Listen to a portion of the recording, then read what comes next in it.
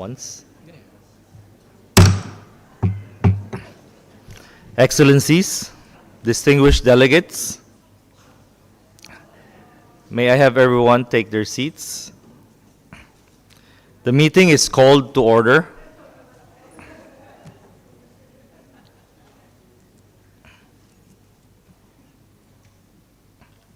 We will now continue with the deliberations under Agenda Item 2A on the theme of the 80th session, Leveraging Digital Innovation for Sustainable Development in Asia and the Pacific. We will start with a high-level thematic roundtable on digital innovations for achieving the Sustainable Development Goals. But before I hand over to the moderator of the roundtable, the Secretariat has prepared a video to set the scene. May I ask the conference room officer to play the video, please? Asia and the Pacific is lagging in progress to achieve most of the Sustainable Development Goals. Championing digital innovation is one way we can turbocharge SDG attainment. New technologies across finance, government, health, energy, and transport all have the potential to produce significant sustainable outcomes. But to foster a culture of innovation, the right policy frameworks are needed. This includes removing institutional barriers, encouraging entrepreneurship, and promoting scalability. Much of Asia and the Pacific has positioned itself as an innovation hub, providing solutions for the world. Let's harness this creative strength to accelerate sustainable development.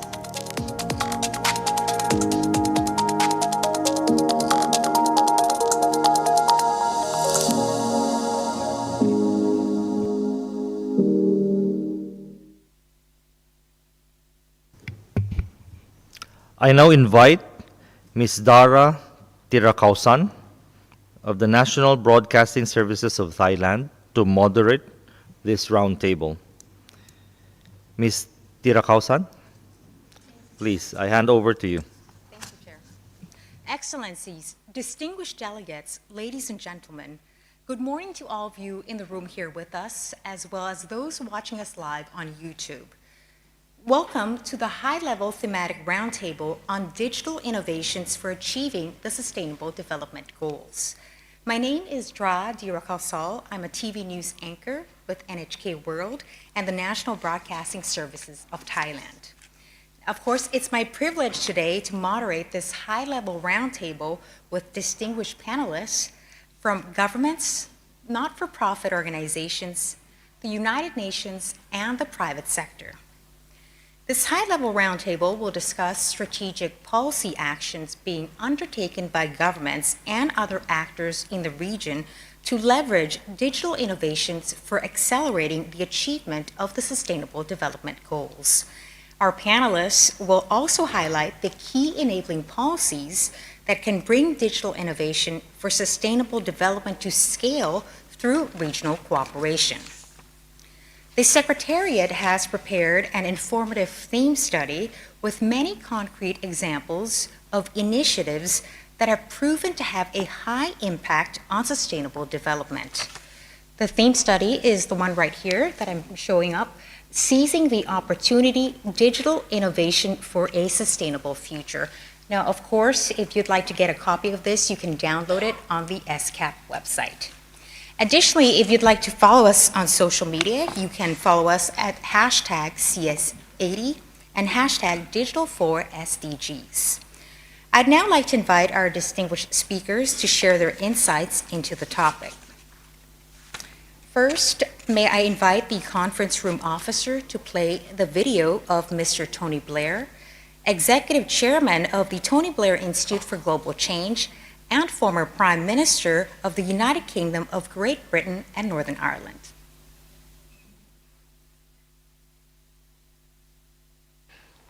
Hello, everyone. Excellencies, Executive Secretary of ESCAP, distinguished delegates. I'm sorry not to be with you today in person, but I wanted to take this opportunity to congratulate you on the work that ESCAP is doing in leveraging digital technologies to drive sustainable development in the Asia Pacific. I'm pleased that my institute was able to contribute to the important study by the ESCAP Executive Secretary demonstrating just how important digital innovations are to accelerate sustainable development goals. All around the world today, artificial intelligence is adding a whole new dimension to an existing technological revolution. And all over the world, companies in the private sector are working out how they improve productivity, change processes, increase efficiency, drive down costs by the application of this technology revolution. In the judgment of my institute and myself, governments have now got to do the same, not just encouraging it to happen in the private sector, but doing it themselves as governments, because all the evidence points to the fact that if governments take these decisions to drive through the application of technology in the processes of government, they can transform the service that they provide to citizens and also the cost-benefit analysis of government spending. So it's a huge revolution with enormous implications. It's going to change everything, and it should change government and the way government interacts with the citizen and not just the private sector. So across Asia Pacific, we've seen a strong growth in and appetite for this technological advancement. For example, my institute is supporting Indonesian leaders to realize their vision of achieving high-income status by 2045 through attracting high-value investments, driving healthcare reform, and defining the national agenda on digital and industrialization. In Vietnam, we're advising ministries on how to attract higher quality foreign investments, enhance diplomatic capacities, and advance the government's high-tech manufacturing goals. And then our work in India focuses on innovative sectors, refining the economic strategy with the aim, for example, to elevate Odisha from a middle-income to a high-income state within the next 2 decades. These are just examples of the progress that is being made, but we're only at the very beginning of this revolution. And as the world undergoes the consequences of the revolution, the most important thing is that government knows how to harness the opportunities that it presents and mitigate the risks. So this forum provides an excellent platform to come together, to celebrate the achievements, to discuss the emerging challenges, and most of all, to develop lasting policy solutions that deliver for the citizen. This will also strengthen region-wide cooperation on digital innovation for the accelerated implementation of the Sustainable Development Goals. So all links together. We have these big challenges on climate and sustainable development. We've got big challenges on economic and social regeneration, and we've got technology with the opportunity for government to transform progress in all of these areas. So this is our challenge. This is what we're all trying to do.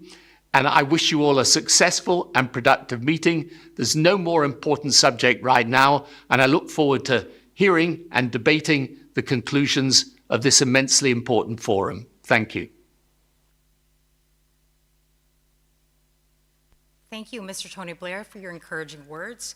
Now, building upon Mr. Tony Blair's support for Indonesia's 2045 vision, I'd like to next invite His Excellency, Mr. Airlangga Hartarto, Coordinating Minister for Economic Affairs of Indonesia, who's joining us today via Zoom. Your Excellency, Indonesia has set out a vision of becoming a high-income developed country by 2045, with the goal of ranking as the world's 5th largest economy. The Sustainable Development Goals is one of the primary tools for achieving Indonesia's 2045 vision, and as well as for implementing the country's economic transformation. Could you kindly tell us how are you capitalizing on digital innovations to help Indonesia realize this vision? Thank you, Moderator Dra and Excellency Ivan Chon, Secretary for Information and Communication of Technology, Philippines. Distinguished speakers, ladies and gentlemen, please allow me to first extend my appreciation to UN ESCAP for inviting me today in the high-level thematic roundtable on digital innovation for achieving the Sustainable Development Goals. This forum is certainly timely for reinforcing Indonesia's continuing commitment to promoting and fostering digital innovations and getting back on track to achieve sustainable global development. The pandemic showed us how digital innovation can be a game changer. When there were massive restrictions on human mobility, digital interaction and communications become stronger and more massive. The pandemic has provided space for the development for many digital service innovation, including in the health, education, government, and employment sectors. Together, we can see the potential for digital innovation in the life and economy of the nation in the future. Indonesia is moving forward, continuing our pandemic recovery and setting a pathway to achieving Indonesia Vision 2045. This requires a transformation approach to economic development through increasing science and technology, innovation and economic productivity, implementation of the green economy, digital transformations, domestic economic integration, and urban area as a center for the next economic growth. The government is promoting digital innovation and accelerating the development of digital economy as strategic pillar for Indonesia transformation into advanced economy. To navigate our way forward, last year Indonesia launched a white paper on digital economic development 2030 to set the future direction of the travel.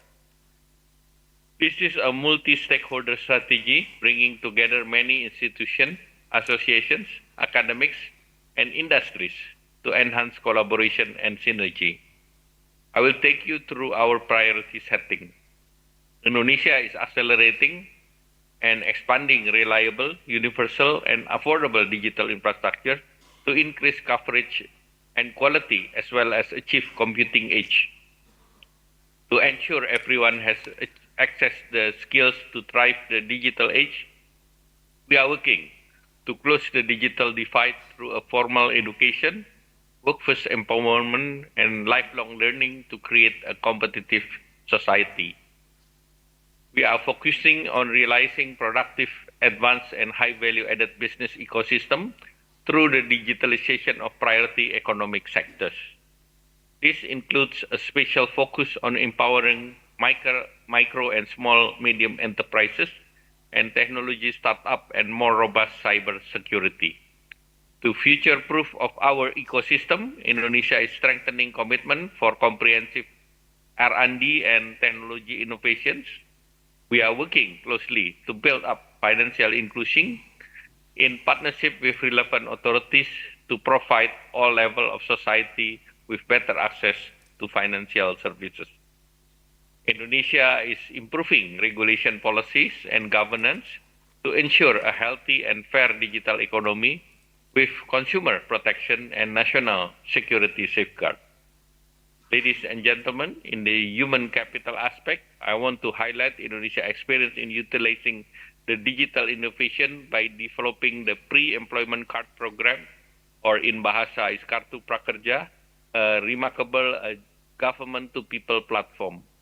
The Empowerment of Card program is a work competency development program for improving work and entrepreneurial competency targeted to job seekers or those who are already working and want to improve their skills or competency, and those who have been laid off, including micro and small business actors. During the pandemic, the program adopted double mission to improve competency and secure purchasing power among people who had been affected by the pandemic. The pre-employment card program is a concrete example how digital innovations help the government to achieve SDGs by promoting productive employment and decent works.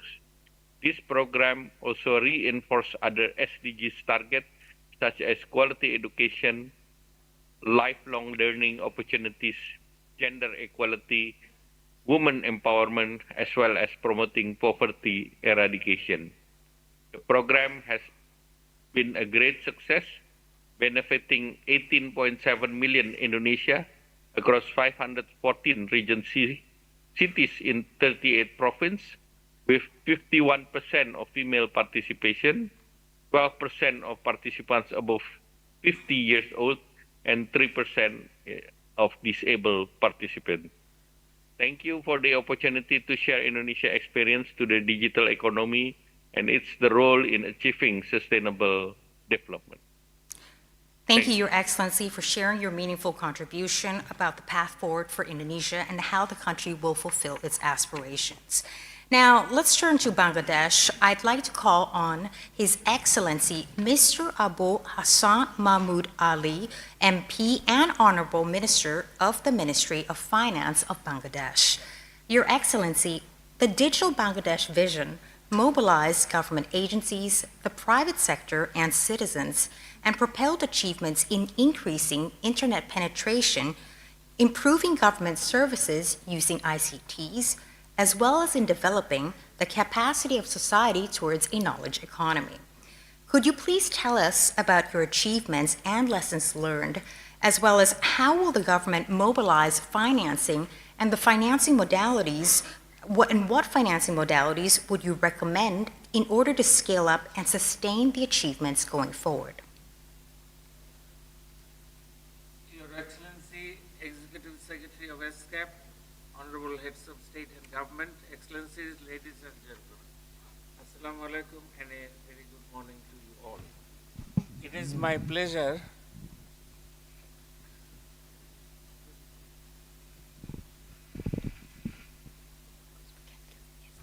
to join the 80th annual session of the Economic and Social Commission for Asia and the Pacific.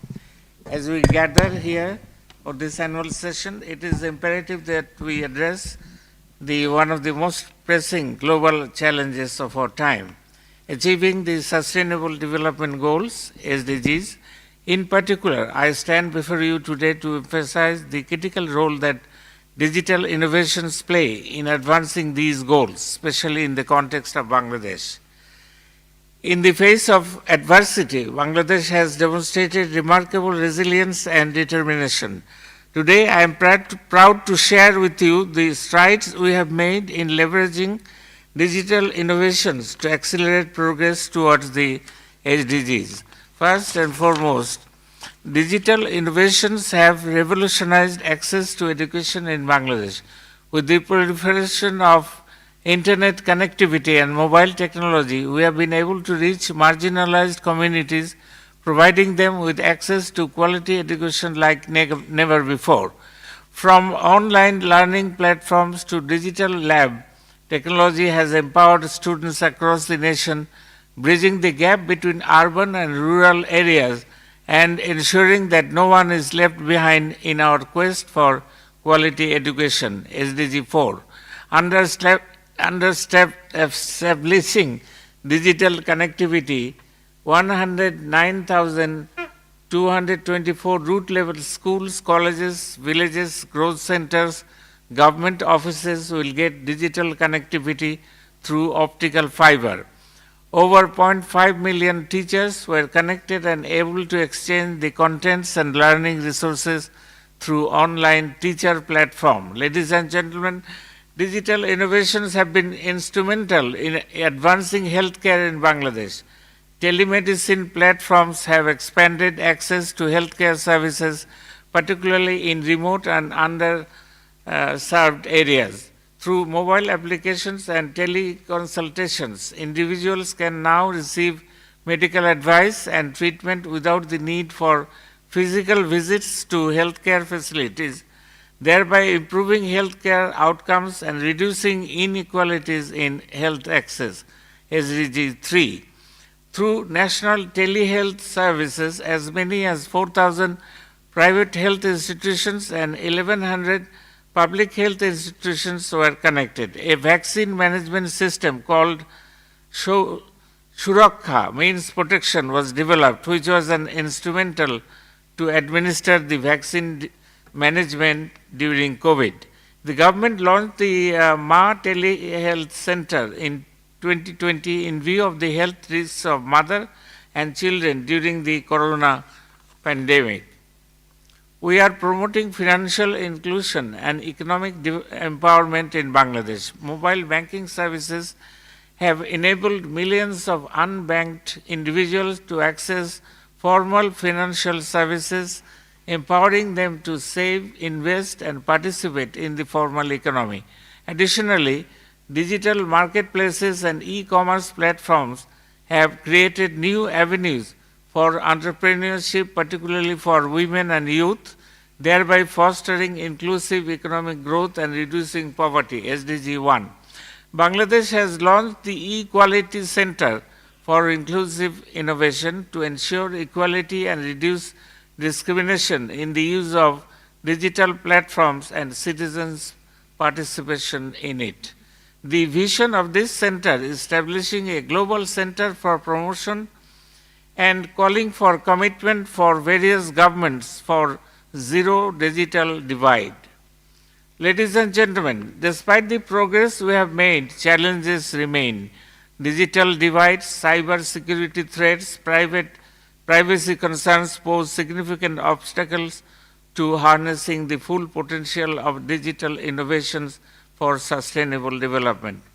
Here, technology transfer from developed to developing regions can promote self-sufficiency, increase production, and improve healthcare. Furthermore, technology sharing promotes international cooperation and a team effort to tackle urgent issues like poverty, healthcare crisis, and climate change. In conclusion, as we reflect on the journey towards achieving the SDGs, let us recognize the transformative power of digital innovations in accelerating progress towards a more sustainable, inclusive, and prosperous future for all. Let us commit ourselves and work together to harnessing the full potential of technology to overcome the challenges we face and build a better world for generations to come. Thank you.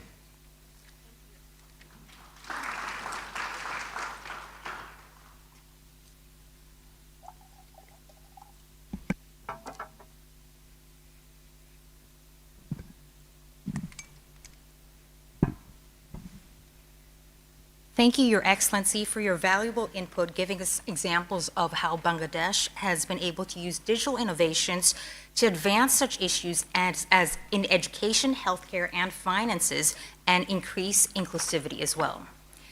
Next, I'd like to call on His Excellency, Mr. Askar Jambakin, Vice Minister of Digital Development, Innovations, and Aerospace Industry of Kazakhstan. Your Excellency, the theme study prepared by the ESCAP Secretariat for the session proposes 3 regional pathways on regional cooperation for digital innovation and sustainable development. Could you kindly share with us the efforts of the government of Kazakhstan to support these 3 regional pathways by fostering digital transformation at the national and regional levels? Distinguished guests, delegates, thank you a lot, moderator, for giving me the floor. So actually the story of our digital transformation in the government started in 2003 when we started opening citizen service centers in all of our regions, and we started integrating all government services to one-stop shop window. So at the moment we don't have any government offices to visit. You can only, and you should only visit the citizen service center, and you will be able to get all the government services there. But in 2006 we started moving all the government services to online portal, and by 2020 we achieved more than 90% of government services available online. In 2020 we implemented biometric identification that allowed easy enrollment to the mobile, and now we have 92% of 80% of government services available online and 93 generally online, but 80 of them are in mobile. So the Biometric identification allowed us to enroll many people easily to mobile applications. This is the first thing. And it is being used by the banks as well, so that you can open bank account digitally. And it allowed us to achieve more than 86% of retail transactions to be cashless at the moment. But the digital transformation framework of the country runs in 4 dimensions generally: data, technology, people, and processes. So for processes, we have 3 years before, we have established so-called Digital Transformation Center.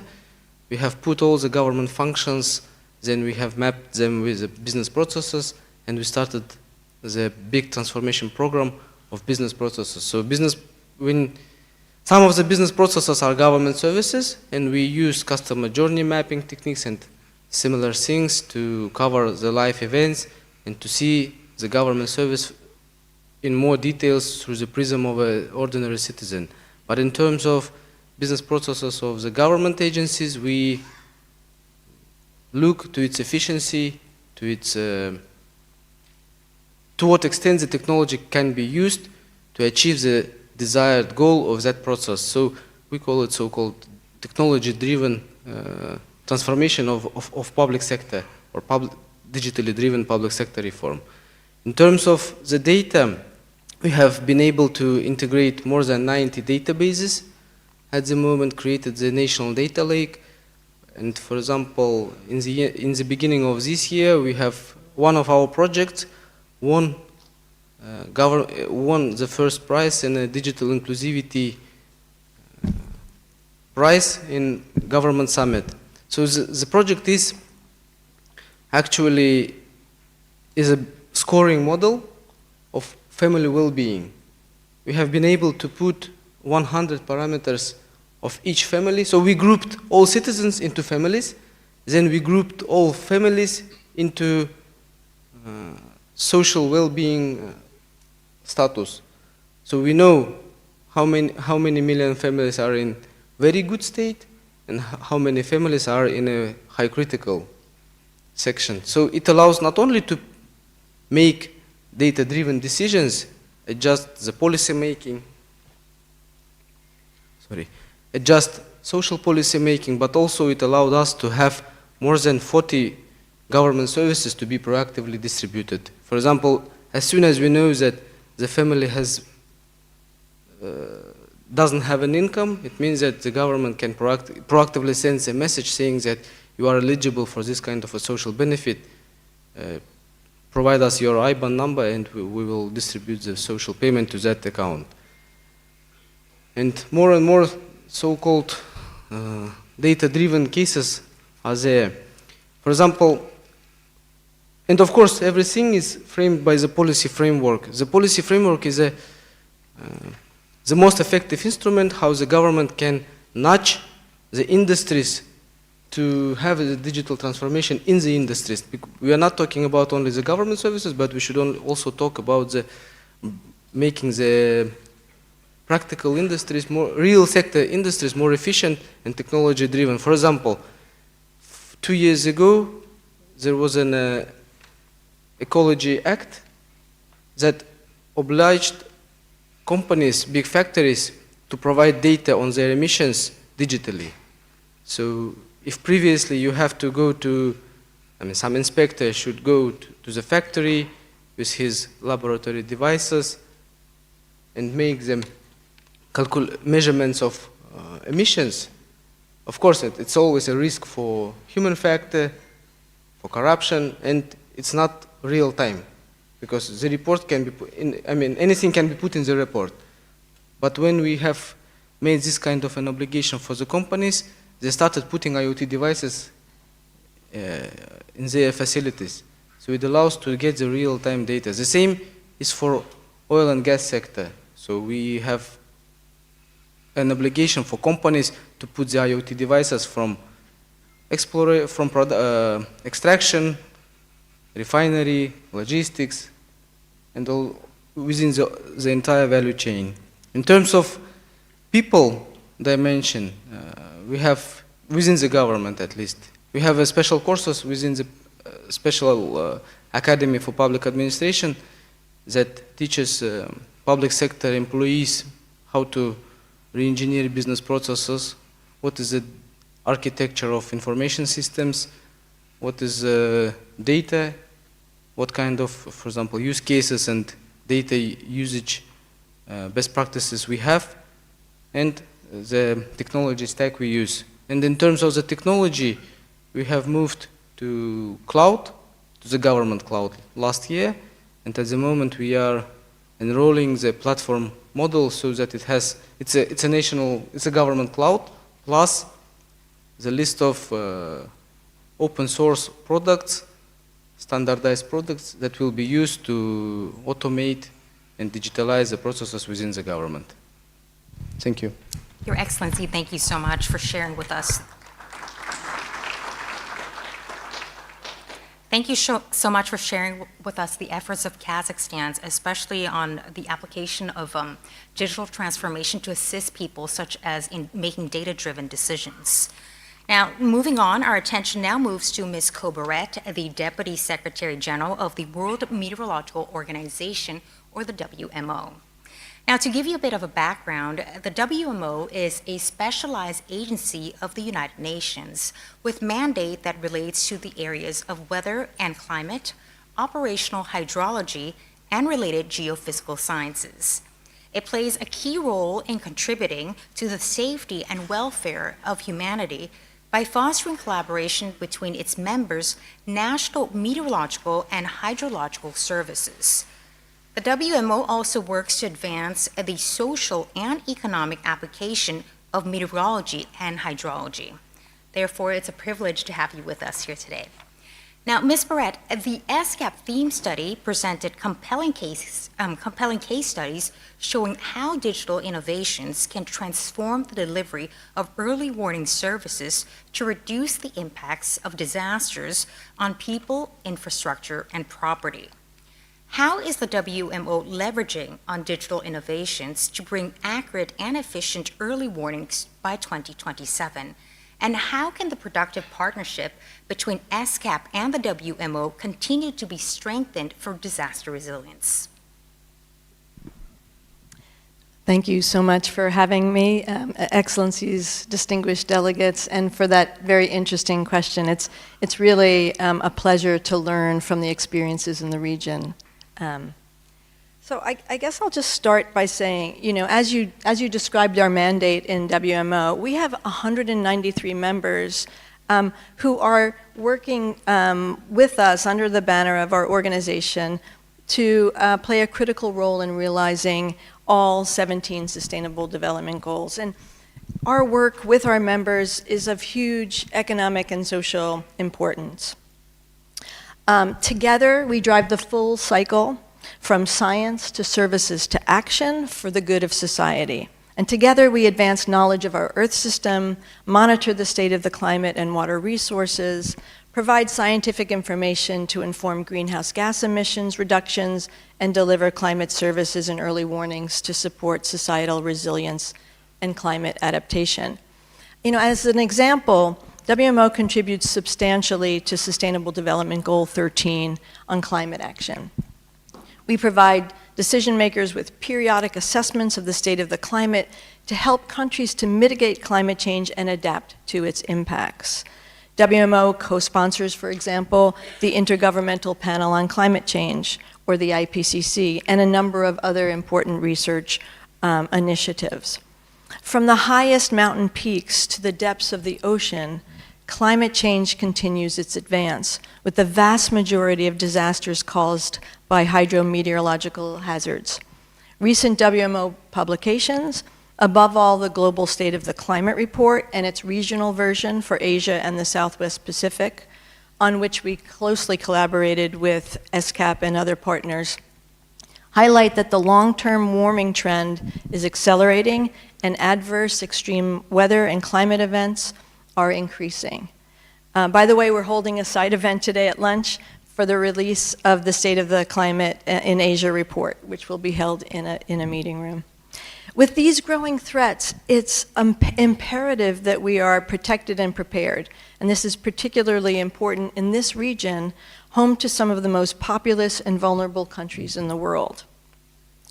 We know that no agency can work in isolation in view of the global challenges we're facing, and as part of the United Nations Secretary General's acceleration agenda, the Early Warnings for All initiative is a prime example of an ambitious and viable partnership across all levels that's focused on using digital innovation to advance our work.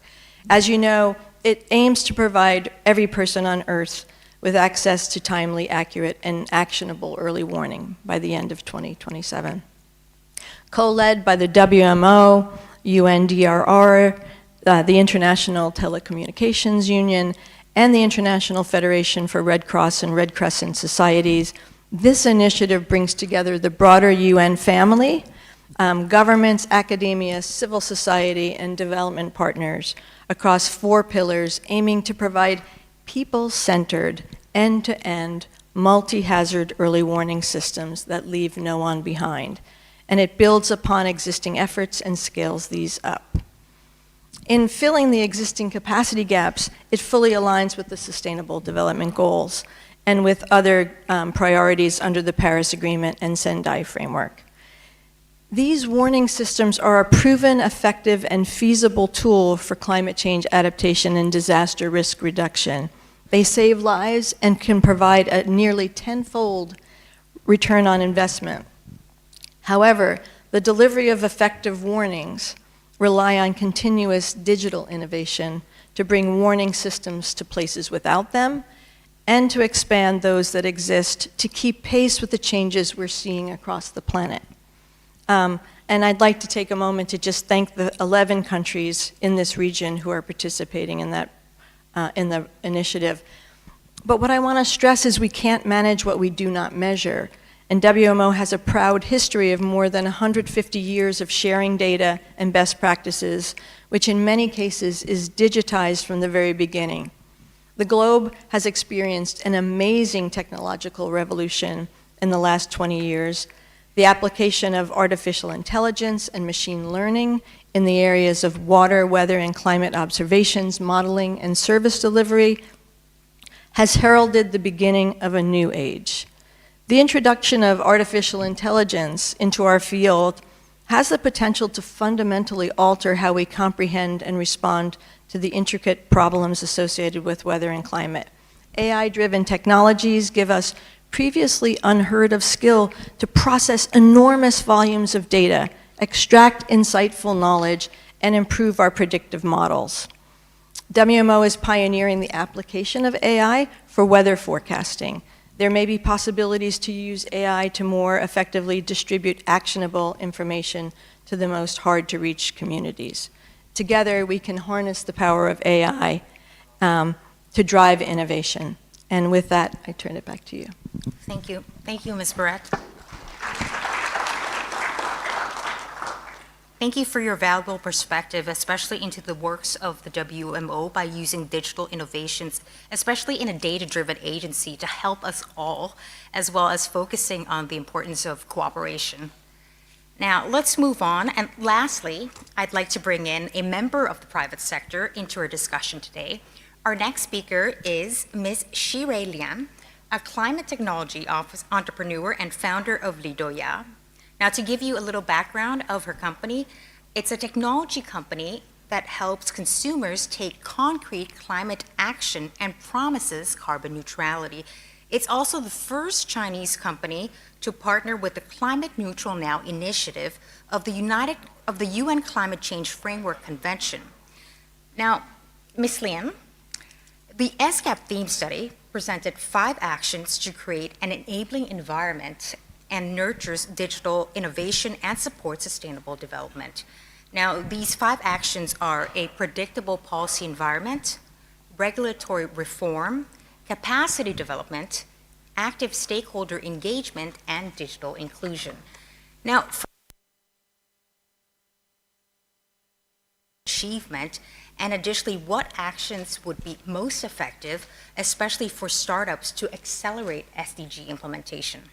Thank you, moderator, for the question. I'm Shirley, and the CEO and the founder of Ludo. Yeah, Excellencies, ladies and gentlemen, I'd like to share my personal experience and our product here today, Carbon Cabin, which I demonstrate here.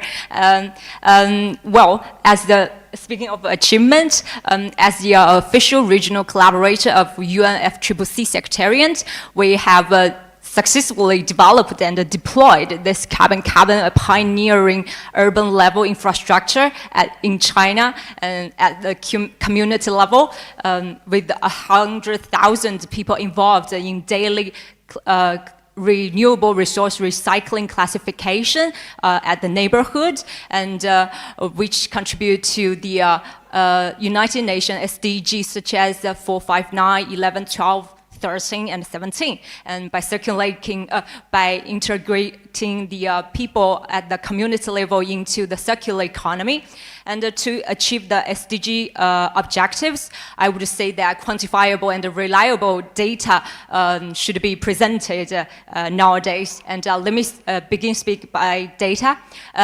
With 100,000 people involved, women making up 77% of our total participants, and we have been reduced carbon emissions over 2,000 tons, and with 1,000 tons of renewable resources recycled already through our Carbon Cabin, with the equipped with carbon footprint and neutrality meter model here. But with the local residents, it's just a simple 3-step for them to use this digitalized technology.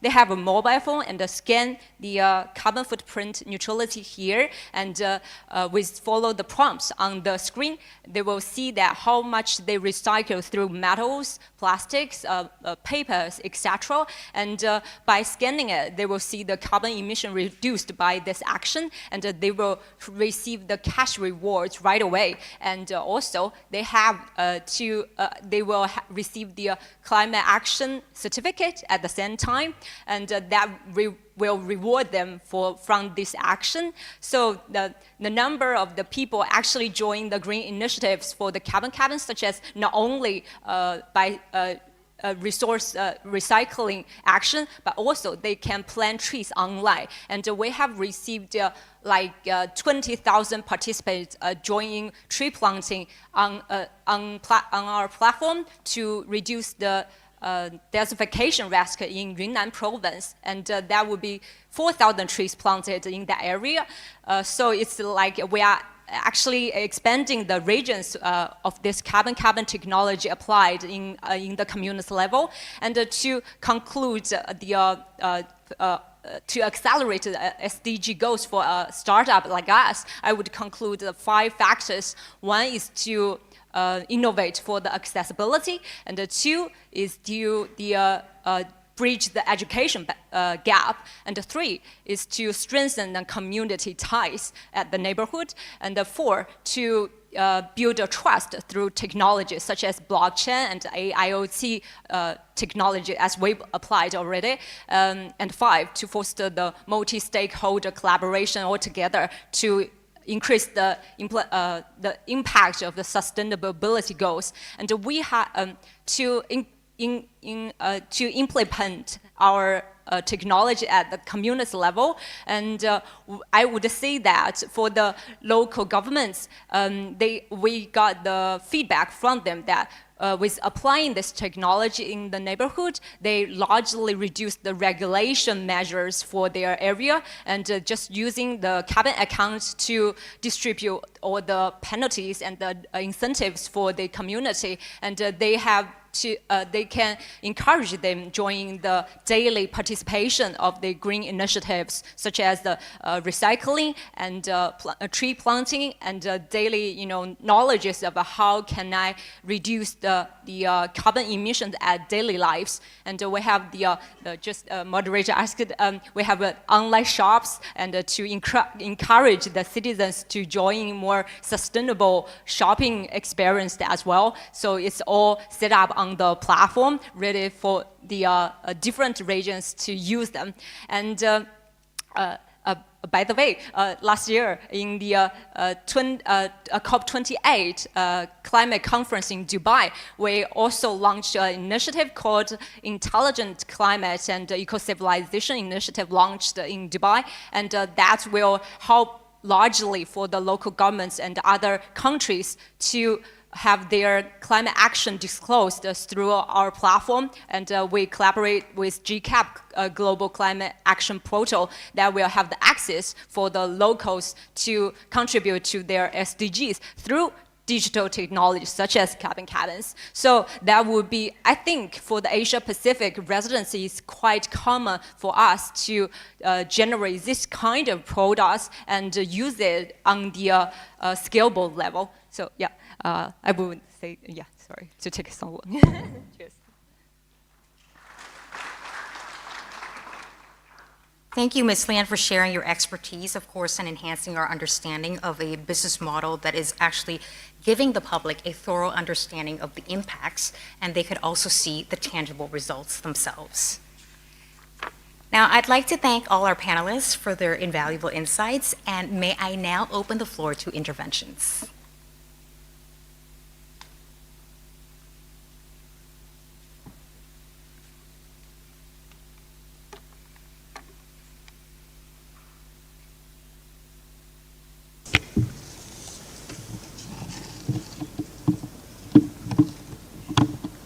I recognize the distinguished delegate of the Philippines.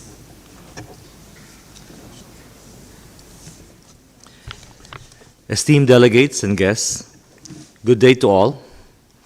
Today I address you with a firm commitment to advancing sustainable development, guided by the UN Sustainable Development Goals. In the Asia-Pacific region, the Philippines embodies resilience amidst challenges, steadfastly prioritizing sustainable development.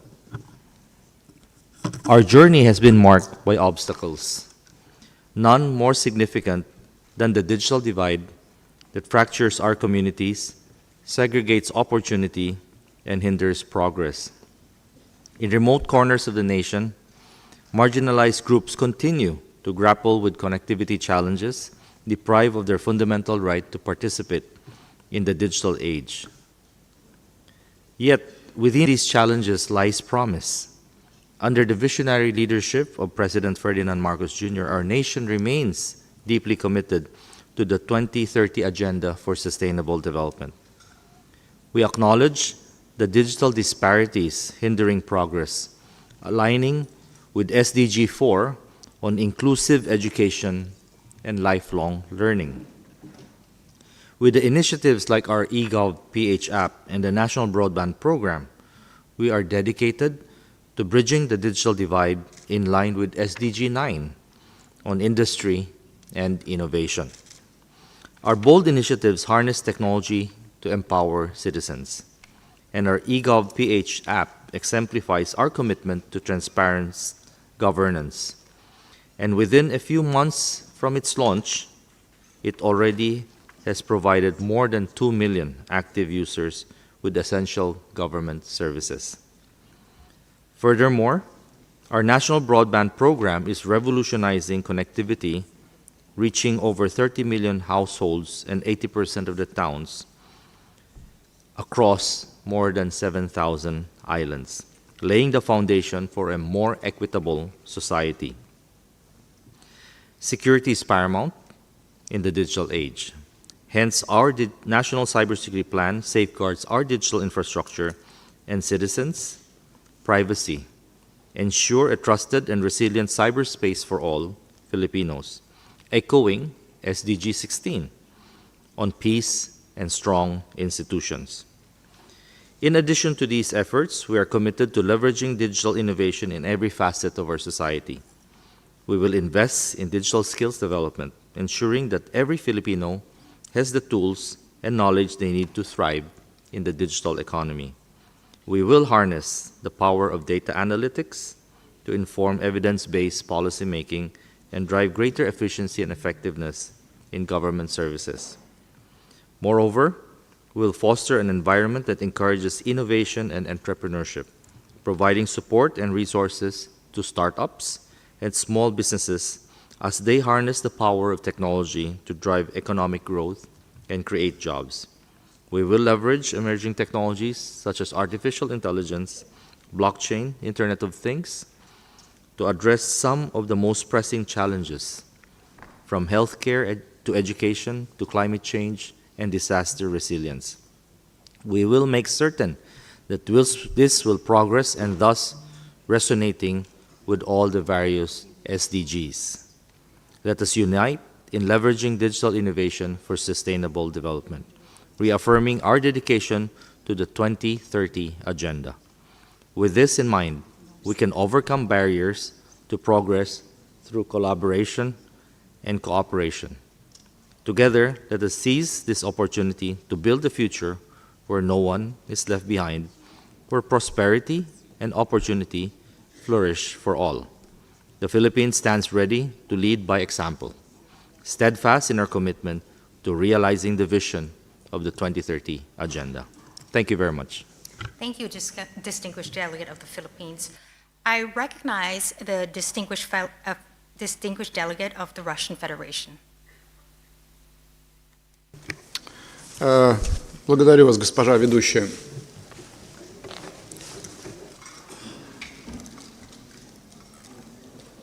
Я прежде всего хотел бы коснуться организационного вопроса. Ну, честно, я бы ожидал от госпожи ведущей, чтобы разговор строился реальный, в режиме реального времени. Ну, посмотрите в зал на поднятые таблички. Не смотрите в свою бумажку, кто у вас числится в выступающих. Для этого делегации здесь и присутствуют в зале, для того, чтобы высказать свои мнения по поводу услышанного. Для этого существуют круглые столы. Теперь по существу. Ну, уже который раз нам, национальным делегациям, приходится наблюдать круглые столы, которые проходят здесь под эгидой ESCAP. И, честно сказать, подавляющее большинство этих круглых столов не дают ответов на те актуальные, практически значимые вопросы, которые наверняка волнуют государства-члены, общество, представителей частного бизнеса из тех стран, которые присутствуют.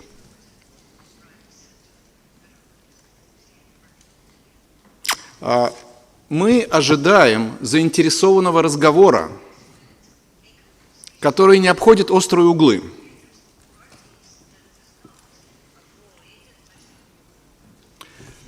Ну, правда, мы послушали уважаемых и очень осведомленных представителей различных организаций, министерств, частного бизнеса.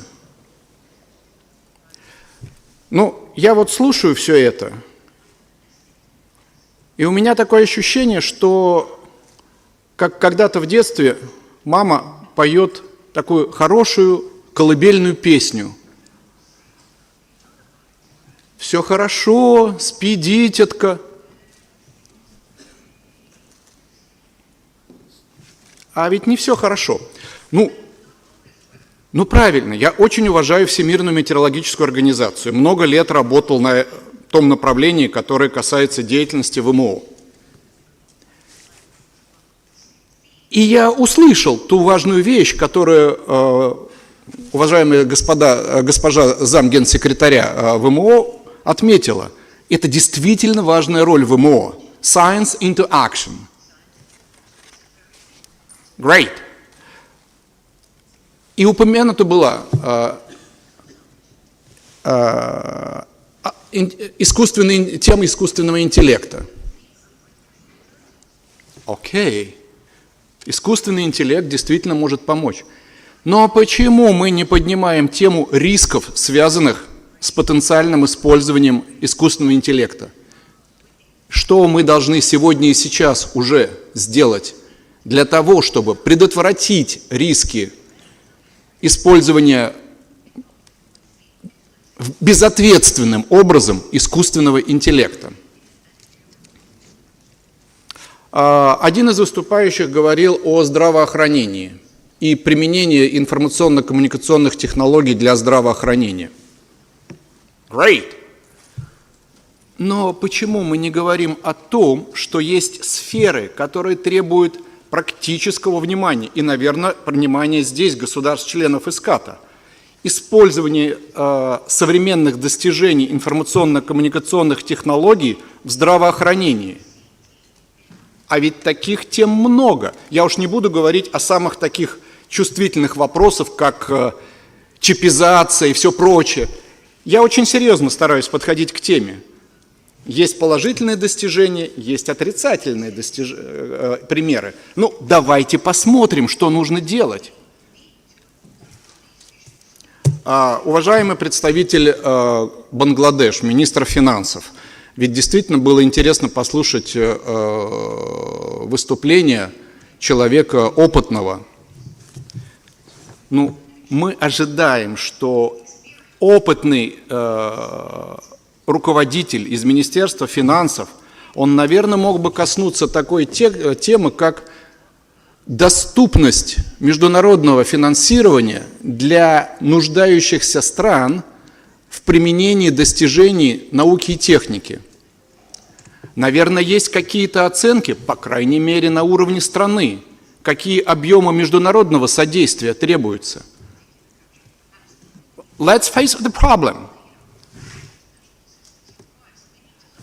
Надо смотреть, чтобы мы здесь в ESCAP потом понимали, что, собственно говоря, требуется на практическом уровне действовать.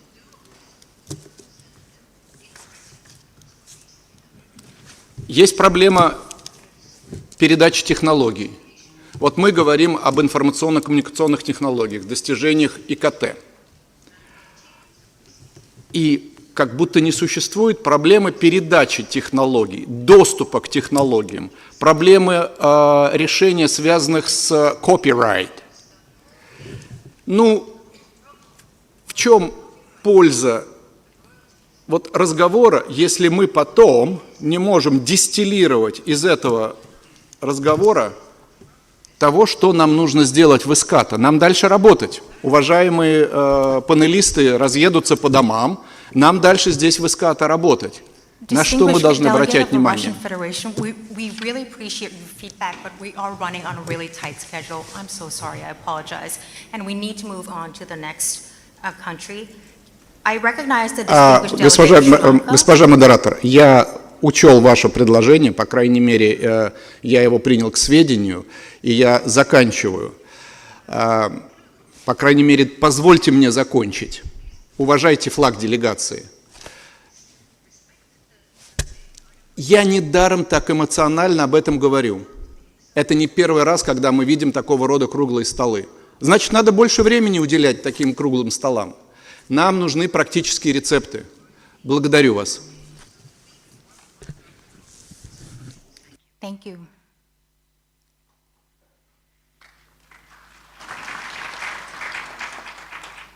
I recognize the distinguished delegate of Sri Lanka.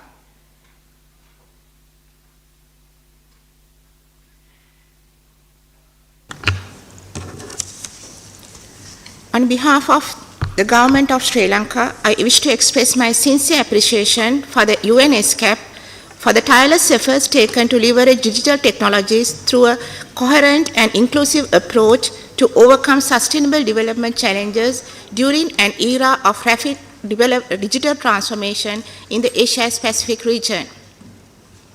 To realize the potential of digital innovations to accelerate in achieving sustainable development goals, the regional cooperation could play a greater role through different ways like, number one, establishment of regional hubs. These hubs can serve as platforms for sharing knowledge and building skills on digital solutions for the SDGs. They can connect different countries, promote the exchange of best practices, and provide training programs on how to implement digital innovations. Second, support mentorship programs. Regional corporations can facilitate mentorship programs where experts from more advanced countries within the region can guide and assist others in implementing digital solutions for the SDGs. Number 3, create funding mechanisms. Regional corporations can establish funding mechanisms to support the development of digital solutions for the SDGs in countries that face challenges. This financial support can help these countries to overcome obstacles and make progress towards achieving the SDGs. Number 4, address unique challenges. It's important to recognize that countries in special situations may have specific challenges. Regional corporations can collaborate with local stakeholders to develop and implement digital solutions that are culturally appropriate and address the specific needs of these countries. Number 5, ensure inclusivity. Digital solutions should be designed with inclusivity in mind. This means addressing the digital divide and making sure that marginalized populations have access to the benefit of these technologies. Thank you very much. Thank you very much, distinguished delegate of Sri Lanka. And thank you so much to all our panelists, as well as speakers from the floor, for bringing such unparalleled contributions to this important conversation. Regretfully, we have now run out of time, but I do hope discussions on this continue in the coming days. And this concludes the high-level roundtable on digital innovation for achieving the Sustainable Development Goals. Thank you for your kind attention.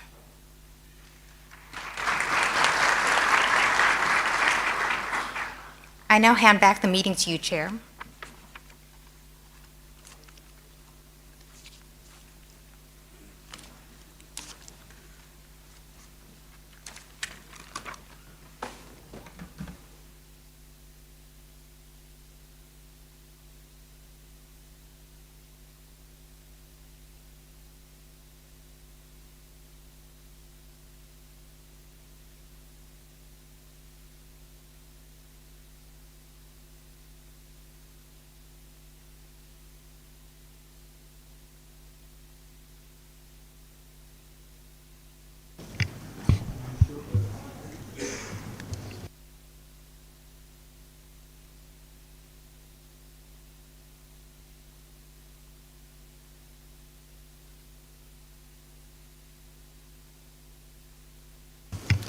Thank you to all the speakers for all that very insightful remarks.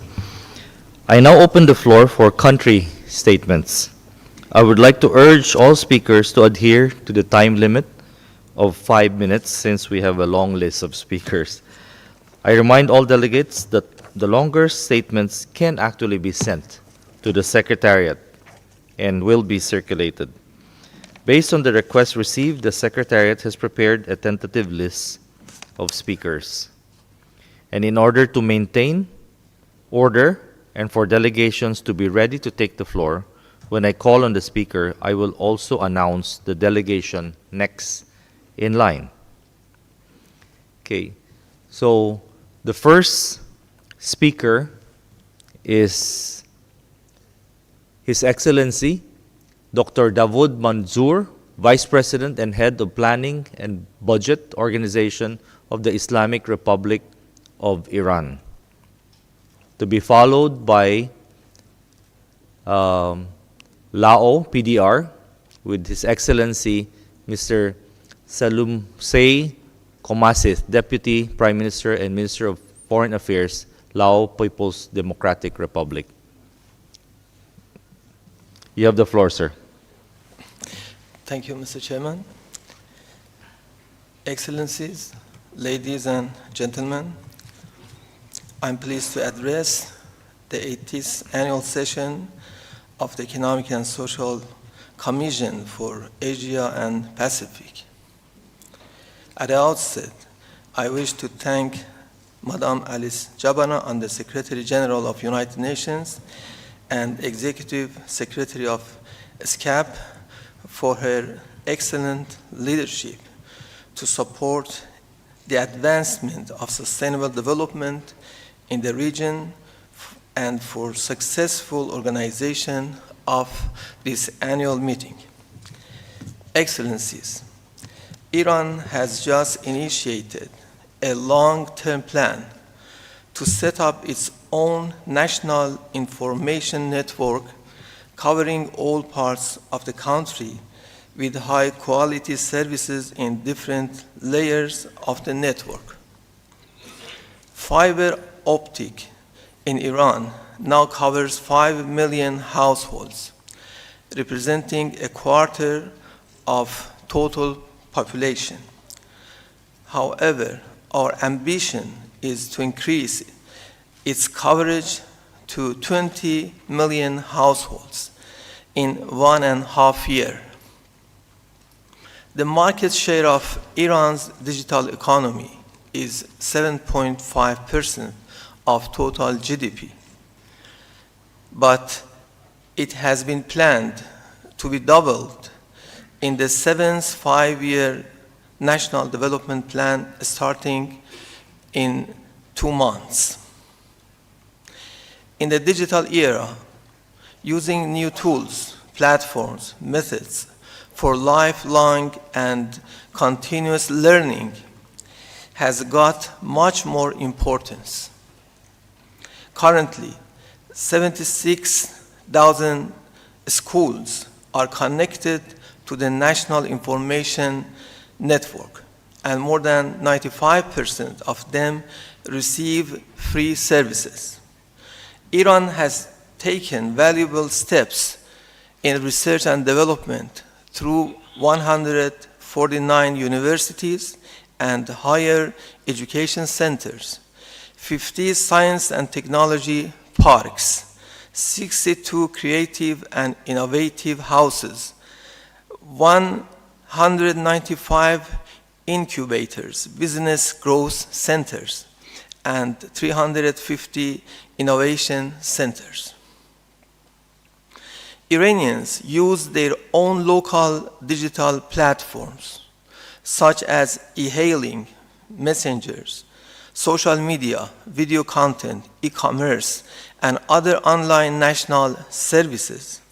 On the other hand, we launched the first phase of national e-government platform that connects so far 99% of public entities with 3,000 services to promote digital governance. In addition, online authentication by artificial intelligence with high accuracy is used for government services. The new law of national data and information management has paved the way for the development of a smart government as well as provision of government data to private sector through a special framework. Excellencies, given the existing capacity in ESCAP member countries, it is supposed that on the working group on digital economy under leadership of ESCAP to take a more efficient role in first encouraging and facilitating the investment of member countries in digital economy. Second, development of digital platforms and data parks. Third, expansion of small and medium-sized digital businesses. Fourth, cooperation between startups, talents, and freelancers in digital projects. Fifth, exchange of experiences for the development of human rights in cyberspace, especially children and families' rights in the digital world according to the Global Digital Compact. And finally, developing e-commerce and regional digital markets. I wish you a very successful session. Thank you so very much. Thank you very much, Iran, for that statement. I now call on His Excellency, Mr. Salumsay Comasith, Deputy Prime Minister and Minister of Foreign Affairs of Lao PDR, to take the podium, and this will be followed by Turkmenistan.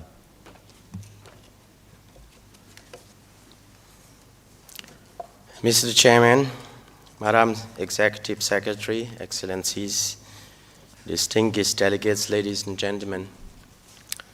At the outset, it is my privilege to deliver the national statement on the theme, Leveraging Digitalization Innovation for Sustainable Development in Asia and the Pacific, which is timely and relevant, given the pressing need to harness digitalizations for advancing sustainable development goals in our region.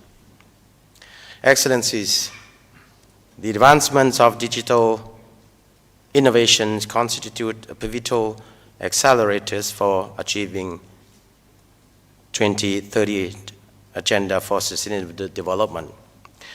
Across the globe, nations are embracing digitalization to fuel socio-economic development, ranging from production, trade, finance, education, to services, among others. However, while many countries are making significant strides in adopting digital technologies, there is still a big gap among countries. This digital divide can deepen existing inequality while also hampering access to resources and opportunity. Therefore, bridging this divide requires concerted effort in addressing barriers such as limited infrastructure, digital literacy, and affordability, ensuring that no one is left behind in this journey towards sustainable development powered by digital innovation. Recognizing this, the Lao government has embarked on its 20 years National Digital Economic Development Vision 2021-2040, including 10 years economic strategies and 5 years National Digital Economic Development Plan. These initiatives demonstrate the Lao commitment to leveraging digital technologies and innovations for economic growth, social progress, and public services over the next 2 decades. As an LDCs and LDCs, Laopedia prioritize ICT and innovation to graduate from its LDC status by 2026, in line with the 2030 Sustainable Development Agenda. By aligning policies and strategies and action plans, we aim to leverage the digital economy's transformative potential to improve well-being, to leapfrog the national development, and to enhance the country's regional digital standing. The Laopedia also working closely with the United Nations Technology Bank for least developed countries to jointly conduct its technology needs assessment. This process is crucial to clearly see the country's technology needs so as to better formulate relevant policies and actions that could accelerate the country's socio-economic development progress. Furthermore, it emphasizes the importance of mobilizing necessary support from the international community to help LDCs to bridge digital divide and leverage technologies for sustainable development. The Laopedia also supports the ASEAN Digital Master Plan 2025, which aims to accelerate digital integration across the region by enhancing connectivity, fostering innovation, promoting inclusion, and strengthening governance. In this connection, the Laopedia, as ASEAN Chair in 2024, has adopted the theme ASEAN Enhancing Connectivity and Resilience, under which one of the 9 priorities is the transition to the digital future, which aims to support ASEAN emergence as a leading digital economy, building deeper connections across ASEAN and the world. The digital divide within the region disproportionately impacts nations with limited resources. Therefore, we urge the international community to support countries with special needs. By bridging this gap, we will be able to foster inclusive development and unlock potential for sustainable growth.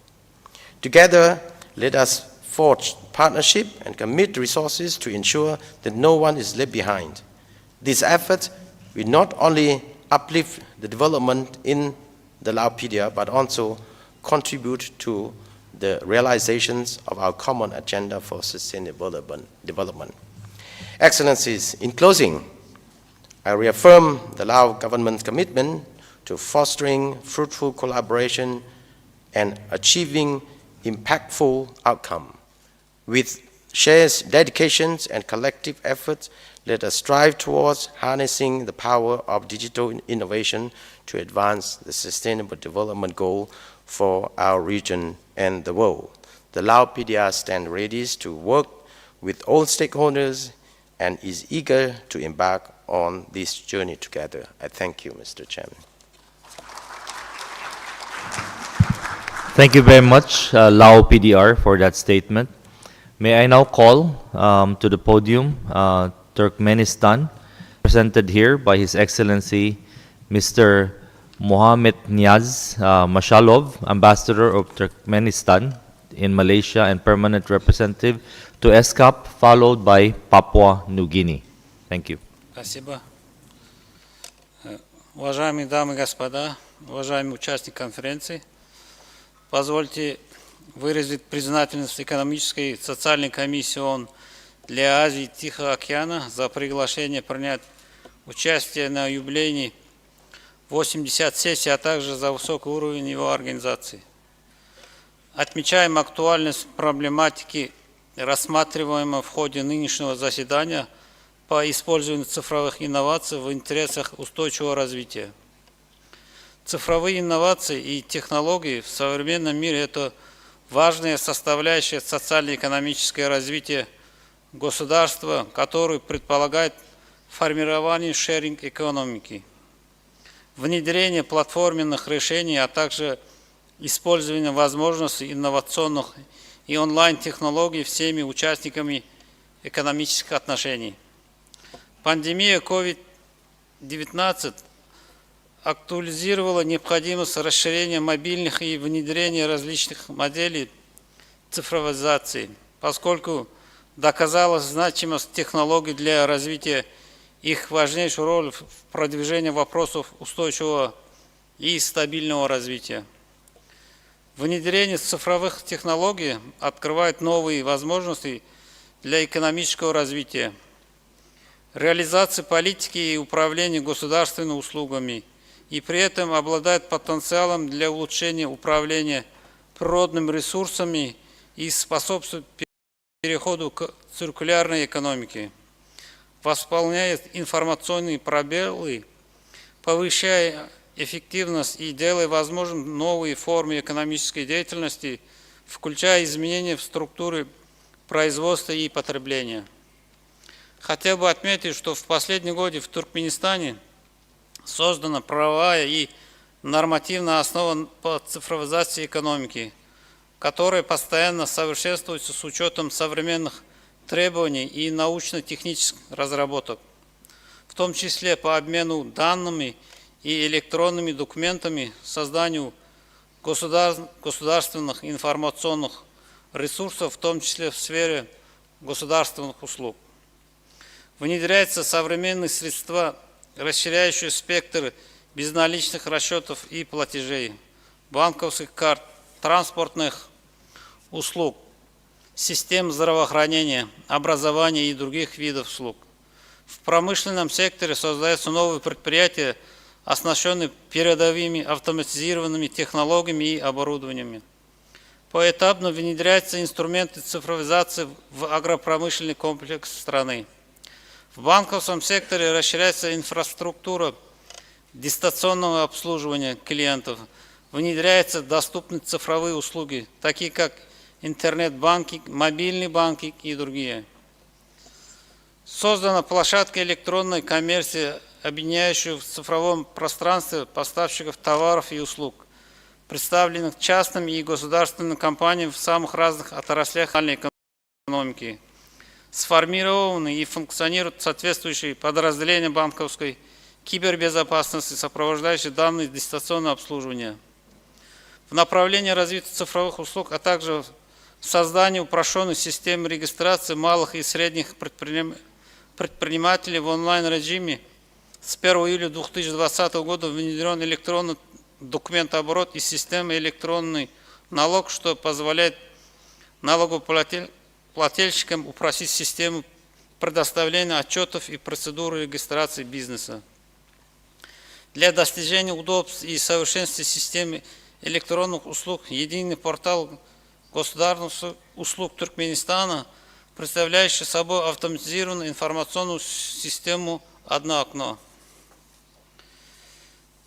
Цифровые технологии вносят вклад в развитие умных городов. В Туркменистане в прошлом году открыт новый умный город, который стал примером реализации положения новой городской повестки дня, утверждения в конференции «Хабитат номер 3». Хотел бы также отметить, что современные цифровые преобразования влекут за собой смену культуры, поведения, коммуникации, способов мышления, трансформирует мировоззрение на технологию. Все это требует повышения цифровой грамотности граждан, в том числе путем внедрения цифровых технологий в образовательную деятельность. Уважаемые дамы и господа, дорогие участники конференции, в завершение своего выступления хотел бы отметить, что для достижения более существенных результатов в области устойчивого развития, в том числе в Азиатско-Тихоокеанском регионе, необходимо расширять развитие цифровых технологий и их применение. Использование цифровых инноваций и технологий во многих странах становится драйвером устойчивого стремительного развития. Уверен, что сегодняшнее заседание придаст мощный импульс внедрению цифровых технологий в поддержку реализации повестки дня в области устойчивого развития на период до 2030 года. Благодарю за внимание. Спасибо.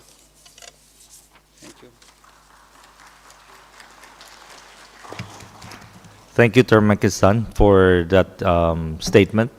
I now call on Mr. Connie Samuel, Secretary of the Department of National Planning and Monitoring of Papua New Guinea, to be followed by Samoa. Your Excellency.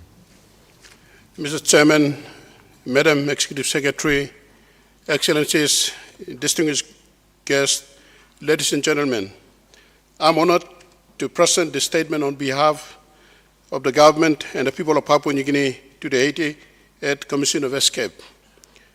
The Asia and the Pacific region is uniquely placed to maximize the benefits of the opportunities offered by innovative solutions and the use of digital technologies. The digital technologies in Asia and the Pacific region have tremendously transformed the economic and social development landscape in areas of education and health systems, business operations, in e-commerce platforms, with much gratitude to the advancement of modern science in our region and the world. ESCAP is commended for its role in creating and promoting many of our regional policy dialogues and exchange to advance many of our development aspirations, including the current theme of leveraging digital innovation for sustainable development in Asia and the Pacific.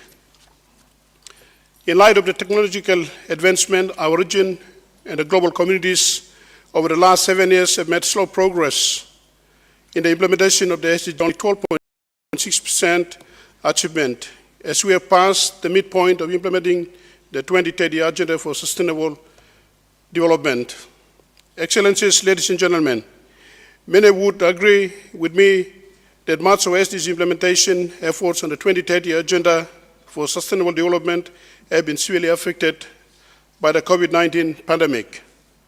The impact of the pandemic has severely affected all aspects of our state and communities. In Papua New Guinea, the COVID-19 has brought major setbacks in children's education, health sector being stretched beyond its limits. The economy went through adverse shocks, including increase in public debt, with youth bulk being totally disillusioned, and the quality of life for majority of our people deteriorated. Overall, there's been minimal progress made to meet the SDGs during this pandemic period. Excellencies, ladies and gentlemen, the remaining years of implementing the 2030 Agenda will require our collective efforts as a region to do better and smarter in taking advantage and leveraging the benefits of digital innovations. Given our region 60% of the total global population and with 60% of the world's GDP, this places us in an optimal position to achieve at least 50% progress by 2030. Through effective multilateral and bilateral arrangement, it is now becoming possible for us to move further in sharing these technological innovations through partnerships and collaborations in the region and to the rest of the world. The COVID-19 pandemic has brought challenges as well as opportunities within the region and around the world. One of the benefits from the pandemic has been the digital transformation in e-commerce, telemedicine, video conferencing, online teaching, financial technologies, and automation in improving financial services for businesses and consumers. Excellencies, ladies and gentlemen, on this occasion of the UN ESCAP 80th Commission session, I would like to note that Papua New Guinea is committed in our efforts to accelerate 2030 agenda.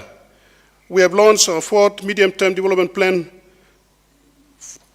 2023 to 2027 for the country in which we have incorporated all SDGs into the plan.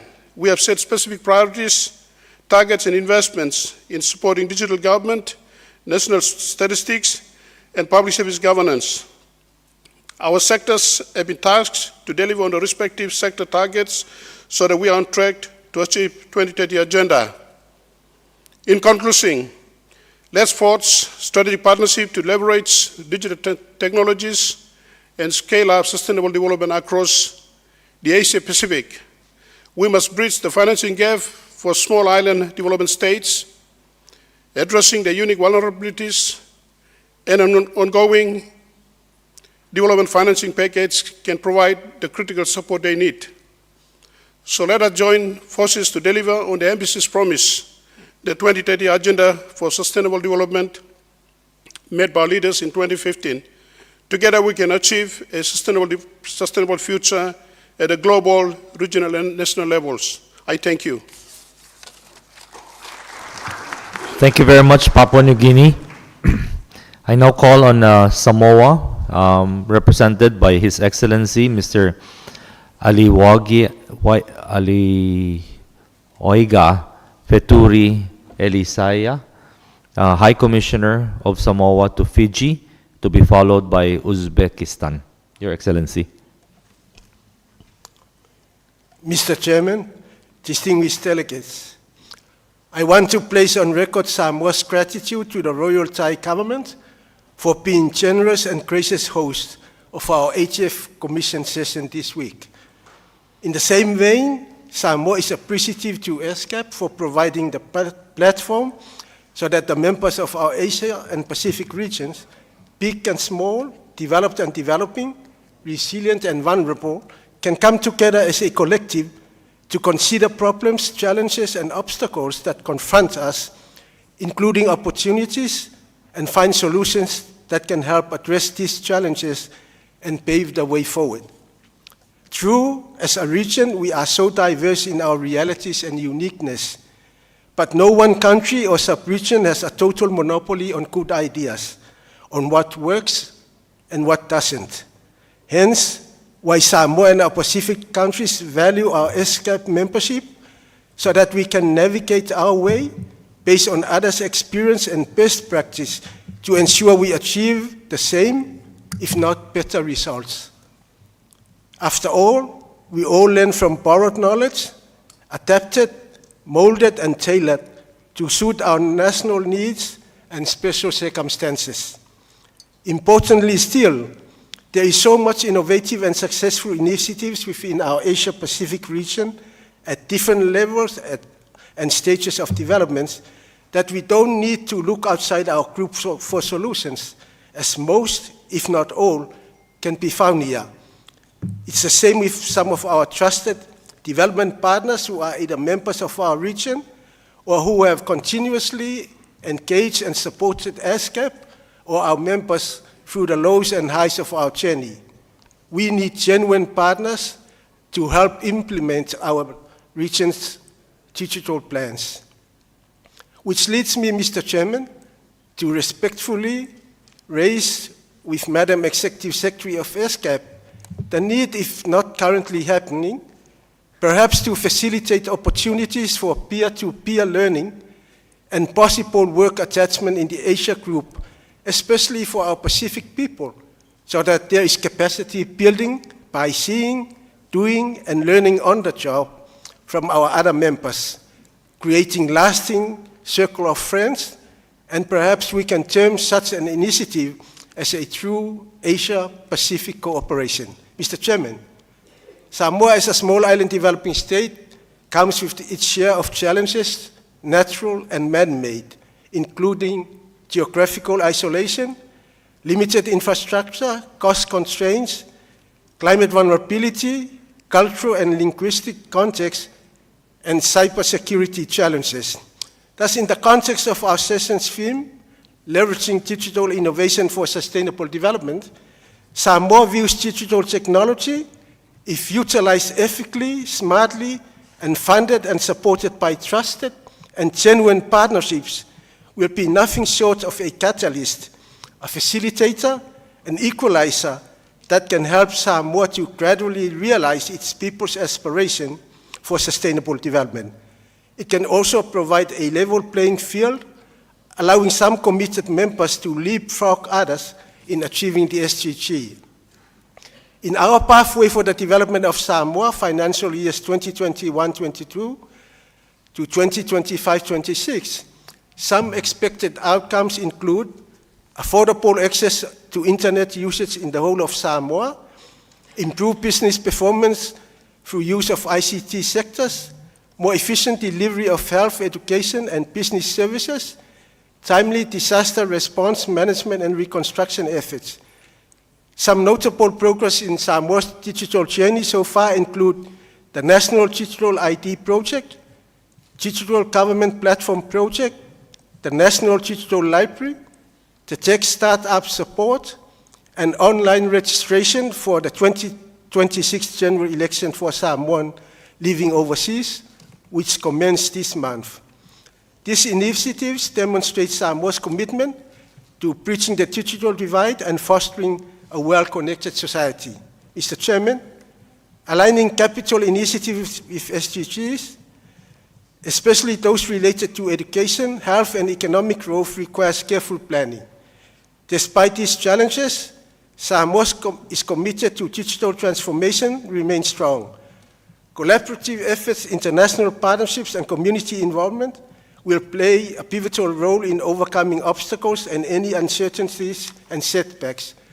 The full implementation of the Samoa National Cybersecurity Strategy will allow us to better guarantee a modern cyber-safe digital economy, address cybercrime, and promote appropriate use of technology. Finally, Mr. Chairman, in the Pacific regional context, Samoa's digital policies also align well with the 9th thematic area of the 2050 strategy for the Blue Pacific continent, technology and connectivity, where the level of ambition is, and I quote, all Pacific people benefit from access to affordable, safe, and reliable land, air, and sea transport, and ICT infrastructure systems and operations, while ensuring culturally sensitive user protection and cybersecurity. I thank you.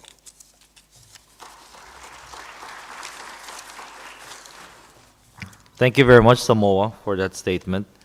We now invite Uzbekistan, Mr. Anvar Mansurov, Director for E-Government Projects at Uzinfocom, Single Integrator for the Creation and Support of State Information Systems Ministry of Digital Technologies, followed by Pakistan. You have the floor, sir. Здравствуйте, уважаемый председатель, руководители, члены делегации, уважаемые дамы и господа. Я искренне рад приветствовать всех участников 80-й сессии Экономической и социальной комиссии для Азии и Тихого океана и хотел бы поблагодарить за возможность выступить с докладом. Сегодня цифровая экономика стала ключевым драйвером глобального развития с учетом стремительной трансформации всех сфер человеческой деятельности под влиянием инновационных и цифровых технологий. В нашей стране уделяется приоритетное внимание в сфере развития цифровых инновационных технологий. Принятая в прошлом году по инициативе президента Республики Узбекистан стратегия «Узбекистан-2030» предусматривает ряд важных направлений дальнейшего развития цифровой экономики до 2030 года.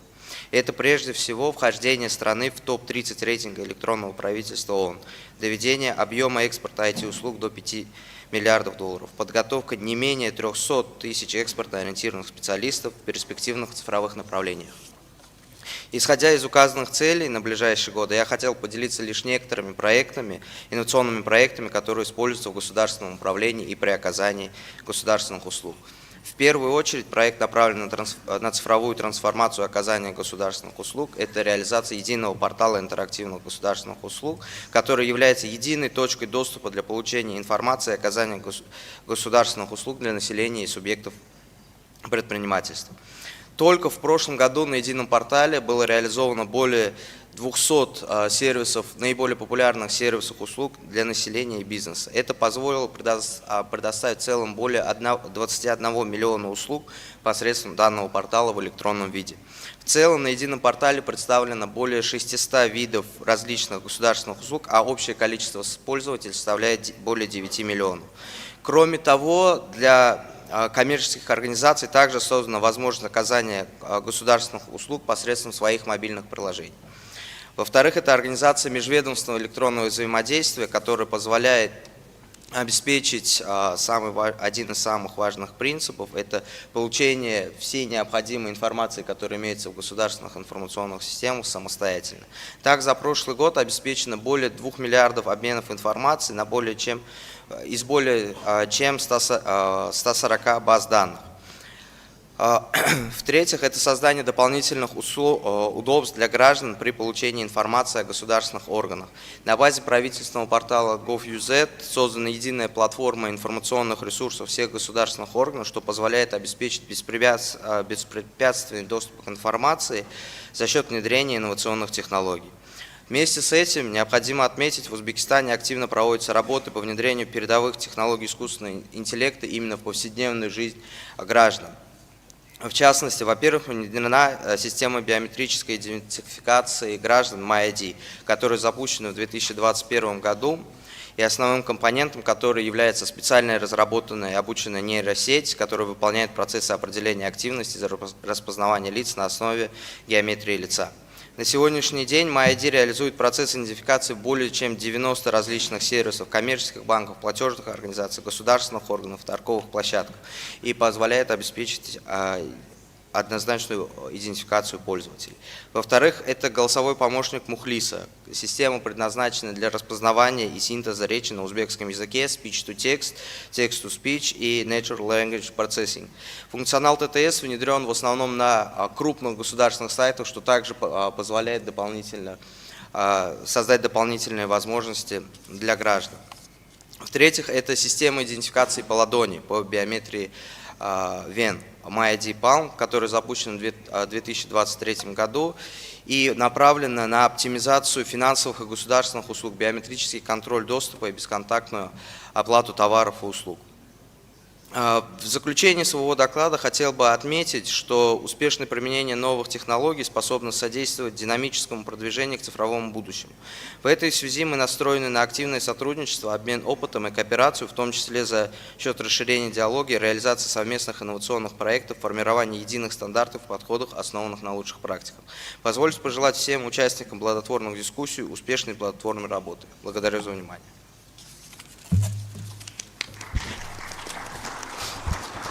Thank you very much, Uzbekistan, for that statement. May I now call on Mr. Yasir Hussain, Chargé d'Affaires and Permanent Representative of Pakistan to ESCAP, and to be followed by New Zealand.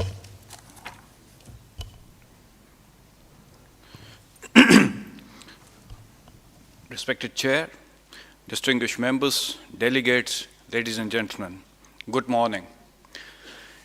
It's indeed a great pleasure and privilege to address this prestigious forum and share Pakistan's perspectives on the important subject of leveraging digital innovation for sustainable development in Asia and the Pacific.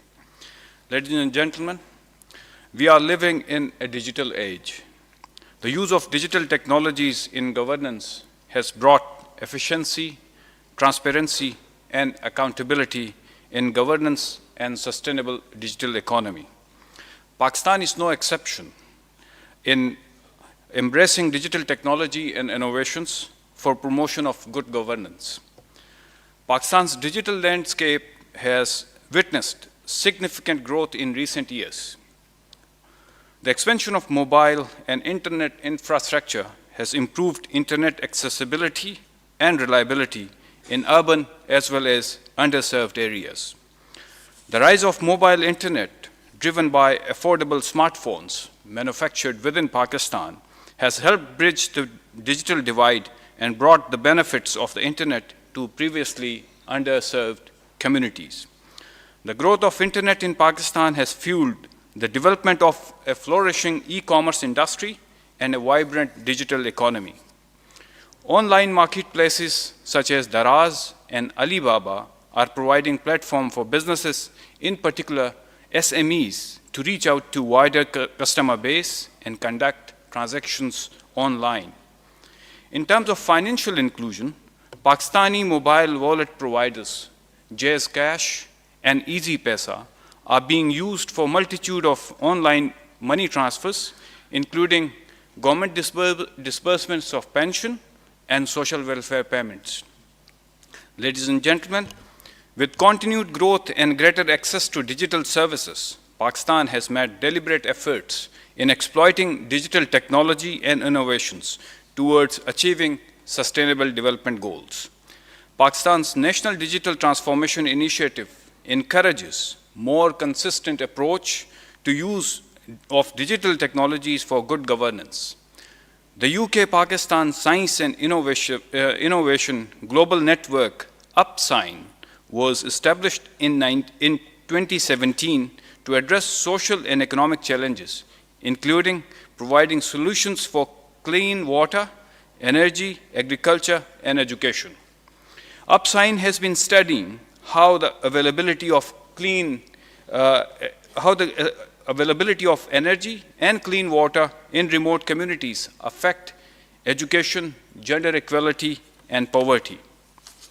They are exploring solutions to provide energy to off-grid communities via affordable battery and other energy storage systems.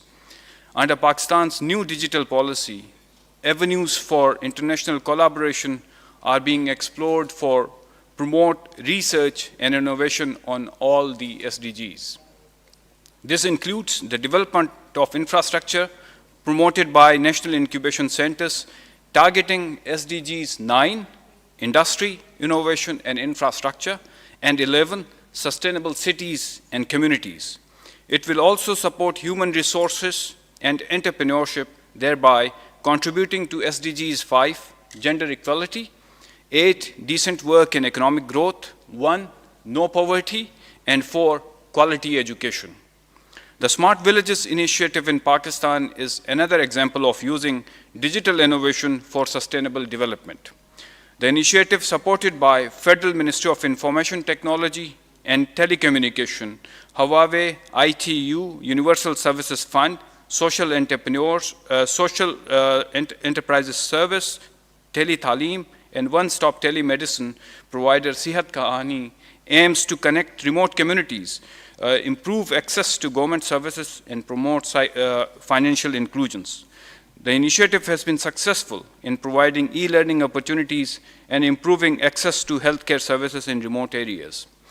Ladies and gentlemen, notwithstanding the efforts of the government of Pakistan, challenges remain, particularly in far-flung areas where we confront issues such as internet penetration, affordability, awareness, infrastructure, and cultural barriers.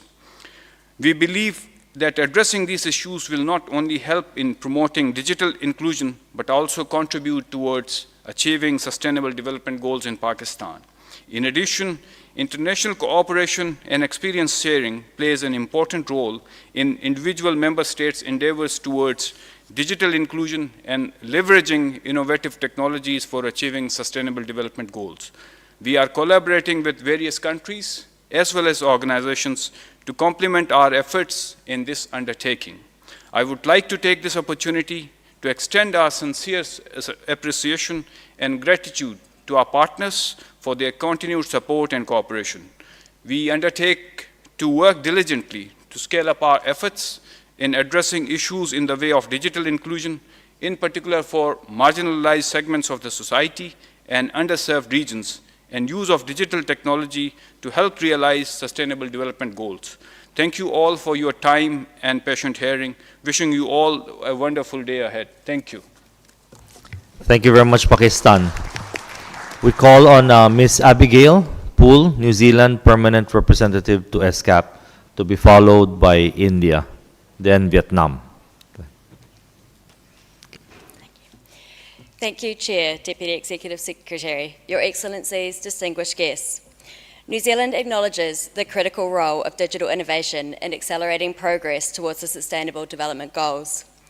As we have seen with the rapid digitisation of our economies and societies and the expansion of technologies like AI over the past few years, we can only expect the role of digital technologies to grow over the coming decade.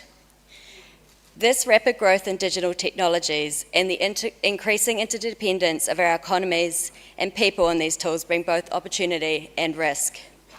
If harnessed effectively and inclusively, new and emerging digital technologies offer an enormous and growing range of tools to tackle some of the world's most pressing development challenges. These tools can build resilience, empower current and future leaders, and ultimately support well-being by creating opportunities for communities to earn, learn, and thrive. These benefits will not be fully realised, however, without proactive, ongoing, and coordinated effort by leaders. We know this is particularly truly the case for small countries with limited resources, including many Pacific nations. We also risk leaving our most vulnerable and marginalised behind if we do not place our people's diverse needs, perspectives and aspirations at the centre of our considerations when setting global and national level policies and priorities on digital technologies. Digital tools and technology have also brought with them challenges that we must face. We must ensure that digital tools and services are trustworthy, accessible, inclusive and safe. Addressing issues like cybersecurity, cybercrime, hate speech, misinformation and disinformation are all crucial to ensuring that the benefits of these technologies are maximised. Minimising the environmental footprint of our digital infrastructure and promoting sustainable practices is also crucial as we work towards addressing our respective contributions to climate impacts. By embracing digital innovation responsibly and inclusively, we believe that we can build a more sustainable and equitable future for all. We remain committed to playing a leading role in this endeavour by supporting the development of resilient digital infrastructure and digital inclusion in developing countries in order to ensure equitable access to affordable, reliable and secure internet technology and online services. We acknowledge that digital innovation has the potential to change economies and livelihoods for communities. This is particularly true for small isolated states like those in the Pacific. We invite collaboration on this path to realising a world where people, communities, economy and environment flourish and prosper in the digital era. Thank you, Chair. Thank you, New Zealand. We call on India, Mrs. Paulomi Tripathi, Deputy Chief of Mission and Deputy Permanent Representative to ESCAP, to be followed by Vietnam. Mr. Chair, Excellencies, distinguished delegates, good morning.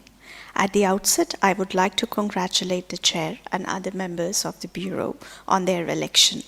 I would also like to take this opportunity to thank ESCAP and the Kingdom of Thailand for excellent arrangements for this meeting. Mr. Chair, digital innovation has immense potential to fast-track progress towards achievement of SDGs. Recognizing their transformative potential and synergies with socioeconomic development and creating ecosystems that promote responsible innovation are vital for sustainable and resilient future. India is actively employing digital innovations across sectors to drive sustainable development. This has enabled us to leapfrog several challenges by streamlining government services and empowering people with convenient and secure digital solutions. Development and deployment of digital public infrastructure, DPI, is playing a pivotal role in India's digital transformations. India's approach to DPI is based on the foundation of open source, interoperable, and scalable technology and a sound governance framework. A layered stack of open source applications owned and maintained by different government agencies. The developers can build software using DPIs to deliver affordable and secure digital solutions. The foundational layer of India's stack is the Aadhaar program, which is a biometrically secure digital system which has provided identity verification to over 1.3 billion people. The eKYC, or Electronic Know Your Customer, leverages Aadhaar to eliminate lengthy physical paperwork for verifying customer identities, giving them faster access to financial services. The financial inclusion program of the government, known as Jan Dhan Yojana, is based on integrating digital ID with the financial system. This has brought over 500 million people into the banking system. Over 55% of these account holders are women, and over 66% of the accounts are in rural and in semi-urban areas. The Unified Payments Interface, or UPI, has revolutionized digital payments in India, further driving financial inclusion. This is a real-time payment system that leverages Aadhaar as a base layer. In the fiscal year 23-24, UPI has processed 130 billion financial transactions worth over $2 trillion. Digital innovation in India, however, is not restricted just to the financial sector.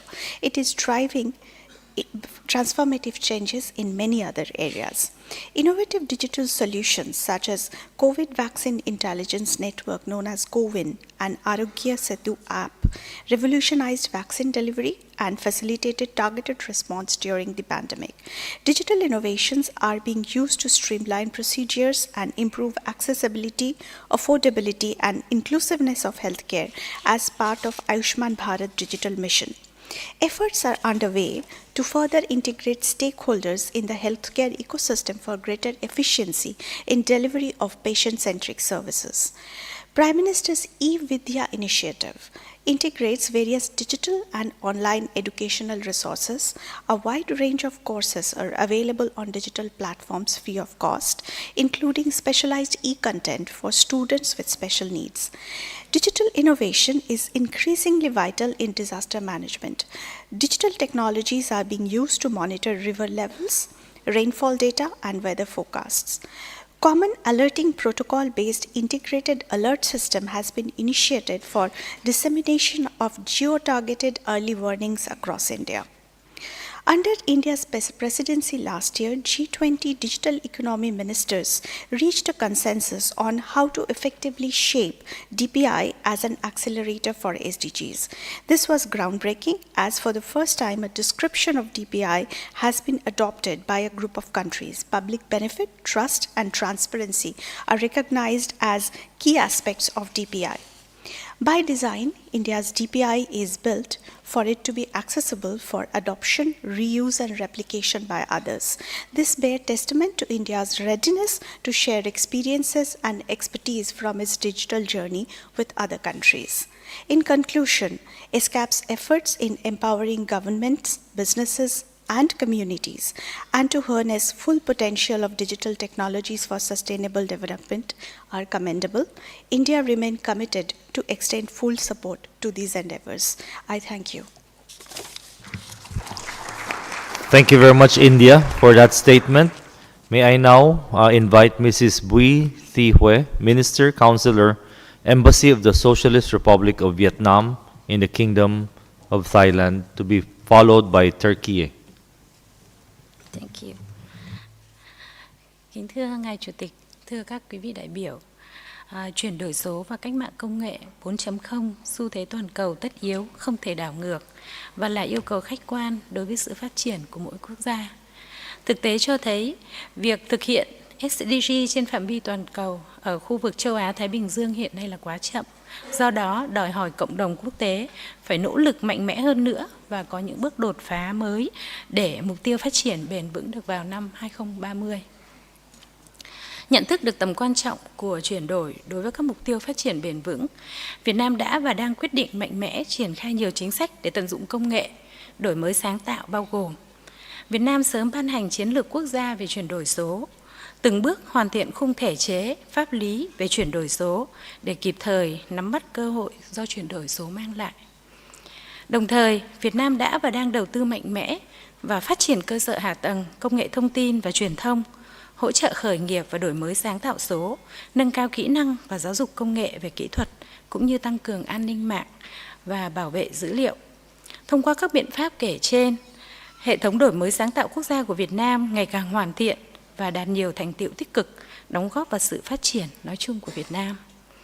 Với kinh nghiệm triển khai chuyển đổi số, chúng tôi xin chia sẻ một số bài học kinh nghiệm và đề xuất một số ưu tiên trong thời gian tới nhằm đẩy mạnh hơn nữa cải cách số phục vụ phát triển bền vững như sau.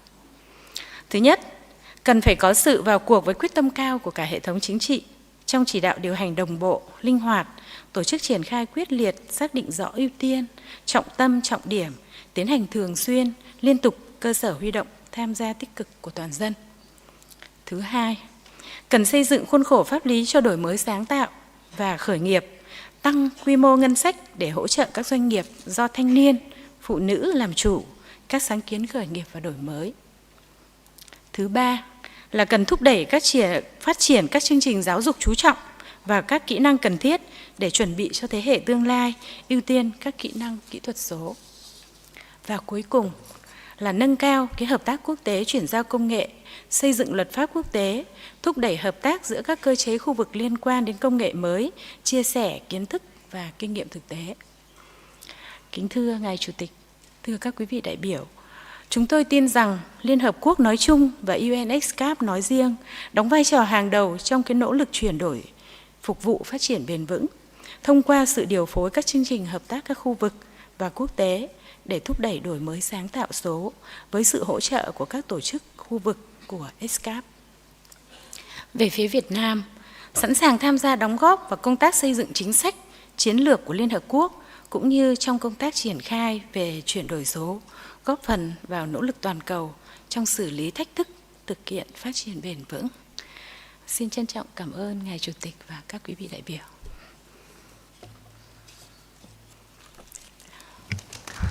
Thank you, Yenon, for that intervention. We now invite Ms. Ayse Melika Yildiz Ersen, Second Secretary and Deputy Permanent Representative of Turkey to ESCAP, to be followed by Georgia. Thank you. Excellencies, distinguished delegates, due to another engagement of Ambassador Serap Ersoy, I will be making Turkey's country statement on her behalf as the Deputy Permanent Representative. In this rapidly evolving technological era, we stand at the nexus of digital innovation and sustainable development. The intersection of these two realms represent us with unprecedented opportunities and also challenges that require urgent and collective action. Digital tools and technologies hold the key to accelerating progress towards sustainable development goals. We must leverage these tools to navigate the complexities of attaining the SDGs and facilitate inclusive decision-making processes. Embracing digital governance enhances transparency, efficiency, and citizen engagement, paving the way for more responsive and inclusive governance structures.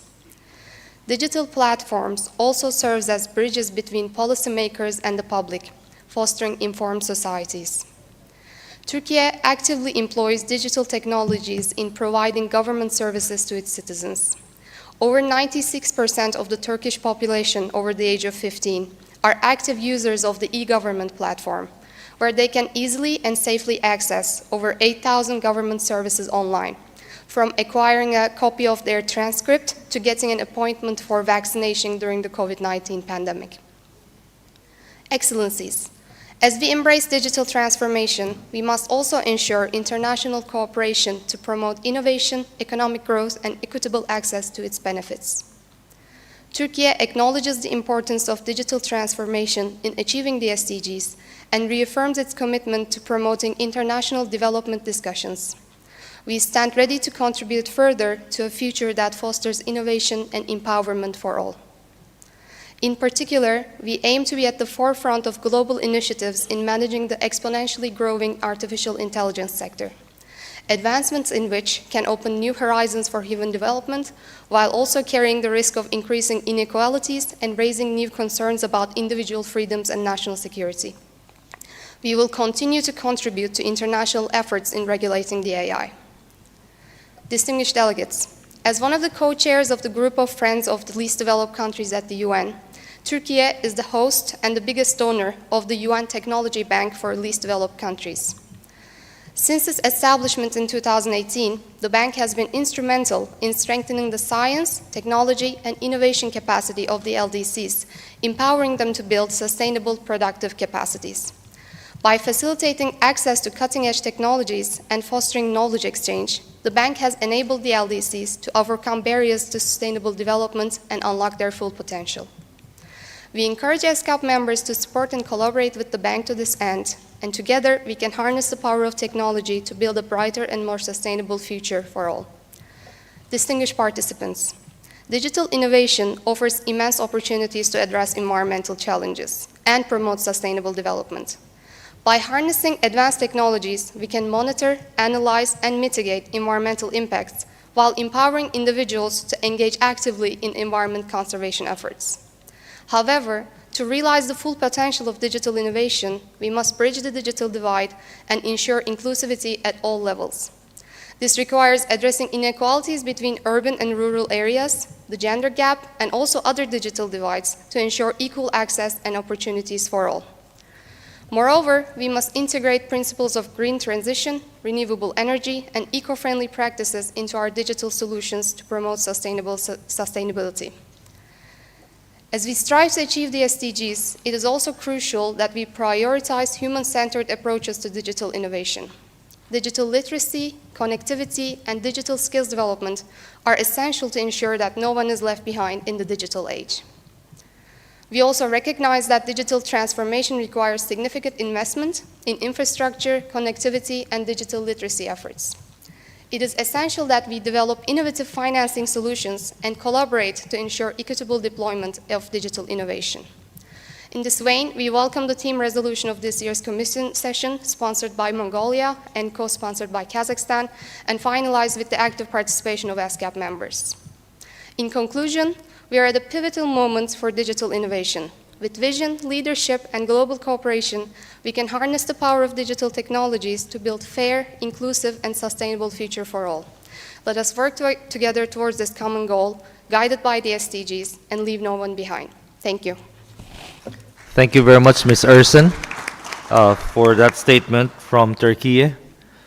We now call on Mr. George Shoshitashvili, Counselor for Georgia, to take the floor, to be followed by Azerbaijan. Thank you. Ladies and gentlemen, dear distinguished guests, Your Excellencies, at the outset, I should note that it is my honor and great privilege to address the United Nations Economic and Social Commission for Asia and the Pacific today. As a representative of Georgia, which is deeply committed to sustainable development through progress and innovation, I am proud to share our national perspectives with you.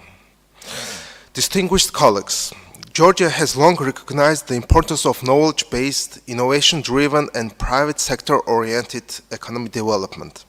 One of the key areas where Georgia has fully embraced digital innovations is governance and public services, especially to tackle various challenges in order to improve the lives of our citizens. Through initiatives such as e-government platforms and digitalization of administrative processes, we have enhanced efficiency, transparency, and accessibility in our public institutions. The Georgian Public Service Hall is a pioneering initiative in public service delivery that has significantly transformed the way citizens interact with the government. The goals of the Public Service Hall are to provide customers with high-quality services of state and private institutions through one-stop shop principle, to promote public services development, and to offer various and innovative services to customers. More than 20,000 customers, including local and as well as foreign citizens, visit more than 100 public service hall branches throughout Georgia on daily basis. Customers have access to more than 470 public services in one space. Georgia is leveraging digital technologies to promote economic growth and innovation. We have invested in building a vibrant startup ecosystem, fostering entrepreneurship, and attracting foreign investment in the tech sector. In 2014, Georgia's Innovation and Technology Agency was established, which gave a strong push to the expansion of Georgia's innovation ecosystem. It set the stage for the establishment of innovation support institutions all over the country. The goal of the agency is to foster the development of the national innovation ecosystem, offering various types of supporting mechanisms to the community, including infrastructure, access to mentorship, access to finance, community development, and tech education. Georgia is positioning as a regional hub in innovation and technology entrepreneurship, attracting more international IT companies, startups, and experts. Moreover, the flexible tax regime prepared by the Georgian government, where profit and income taxes are each reduced to 5% for international IT companies, led to the entrance of more than 120 global IT companies in the country. Your Excellencies, I would like to use this opportunity to inform this distinguished auditorium about the successful reforms and plans of my government. The government of Georgia has conducted successful reforms, which have been duly reflected in the international rankings. Reforms have established a liberal, stable, secure, and corruption-free business environment, which turned Georgia into an attractive country for investing. Our expectation is that integration with the world's liberal markets will significantly increase country's attractiveness as a valuable investment destination. Georgia's free trade agreements with the EU, EFTA, and CIS countries, China, Turkey, and the United Arab Emirates further enhance our emerging status as a regional hub. Georgia, positioned as a natural bridge at the crossroads of Europe and Asia, is transforming day by day into a multidimensional regional hub. My government has invested significantly in modernizing infrastructure, enhancing connectivity, and fostering efficient trade routes. Georgian government is heavily investing in large-scale infrastructure projects. The development of port infrastructure, including the Anakle deep-sea port, is a priority to ensure our competitiveness. This Greenfield PPP project will create a state-of-the-art deep-sea port on the eastern coast of the Black Sea. Upon completion of all phases of development, the Anakle deep-sea port is expected to have the capacity to handle 100 million tons of cargo. Georgia, as a candidate member state of the European Union and a member of the European Energy Community, supports and shares EU's principles and targets, and has clearly expressed its intention to connect to the single energy market of the EU via the implementation of Black Sea submarine cable project between South Caucasus region and the European Union. The Black Sea submarine cable project aims to connect South Caucasus region directly to the Eastern Europe via submarine cable crossing the Black Sea. Your Excellencies, as you may be aware, since 2015, Georgia is organizing the high-level Silk Road Forum biannually, and last year in October, Tbilisi hosted the Silk Road Forum 2023, attended by more than 2,000 delegates from 60 countries. The forum covered transport, trade-related issues, digital connectivity, and many more. With the participation of high-level political officials, we also had very active business engagement. In conclusion, I would like to underline that Georgia is ready to play its role as a regional hub of energy transit, freight transportation, and digital interconnections, and we remain committed to leveraging digital innovations as a driver of sustainable development. We believe that by harnessing the power of technology, we can overcome existing challenges, unlock new opportunities, and build a better future for all. Thank you. Thank you, Georgia. We call on Azerbaijan, Mr. Emil Amanov, Second Secretary of the Consular Department, Ministry of Foreign Affairs, to be followed by Palau. Mr. Chair, dear delegates, first of all, allow me to congratulate you, Mr. Chair, on your assumption as a chairperson of this session, and I am confident that under your leadership this session will complete its proceedings successfully. And I would like to express my gratitude to ESCAP and the government of Thailand for the hospitality and excellent arrangement of this commission. Dear delegates, the last reports released by ESCAP demonstrate that the Asia-Pacific has emerged as a world's fastest growing region over the past. On the other hand, this dynamic development has been accompanied by rising inequality. Such trend has posed significant challenge to realizing SDGs within the set timeline. Azerbaijan attaches great importance to promoting cooperation with countries of ESCAP region and look forward to deepening this integration with our existing partners.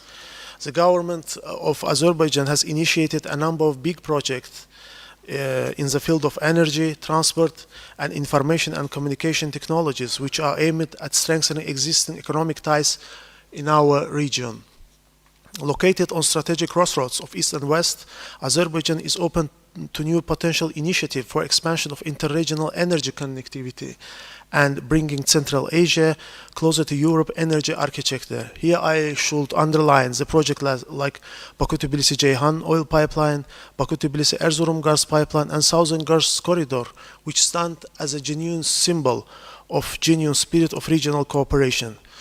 The policy of diversification of the economy is one of the important elements for every country, especially rich with oil and gas, and being a landlocked developed country, Azerbaijan with a developed transport and logistical infrastructure participate actively in regional projects such East-West, North-South, and North-West. Dear delegates, ladies and gentlemen, Azerbaijan takes necessary steps to leverage digital innovation for sustainable development in our region. Azerbaijan extends its digital strategy to a broader regional level. A pivotal example of this approach is the Trans-Caspian fiber optic cable project.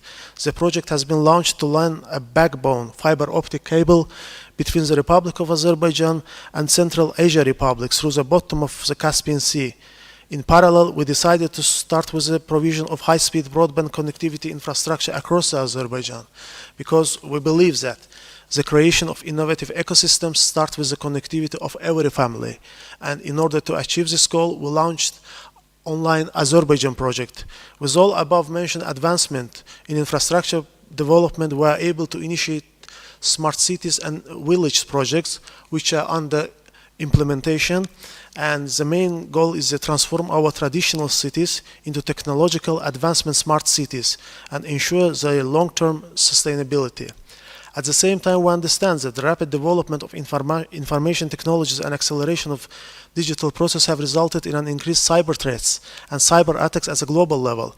By the order of the President of the Republic of Azerbaijan, the strategy of the Republic of Azerbaijan on information security and cyber security for 2023 and 2027 was adopted. The strategy outlined the country's primary objective, principle, directions, and priority tasks in the sphere of information security and cyber security.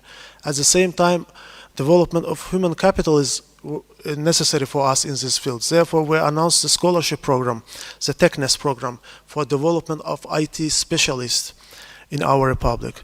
It was to mention, according to the latest global security index reports of International Telecommunication Union, Azerbaijan improved its position in comparison to previous ranking by 8 pillars.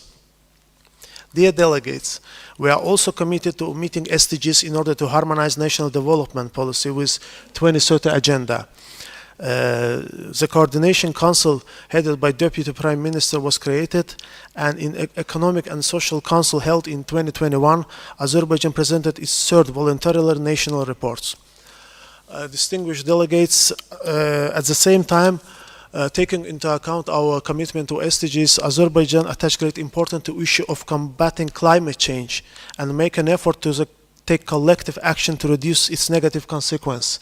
So the 2024 years declared the Green World Solidarity Year in Azerbaijan.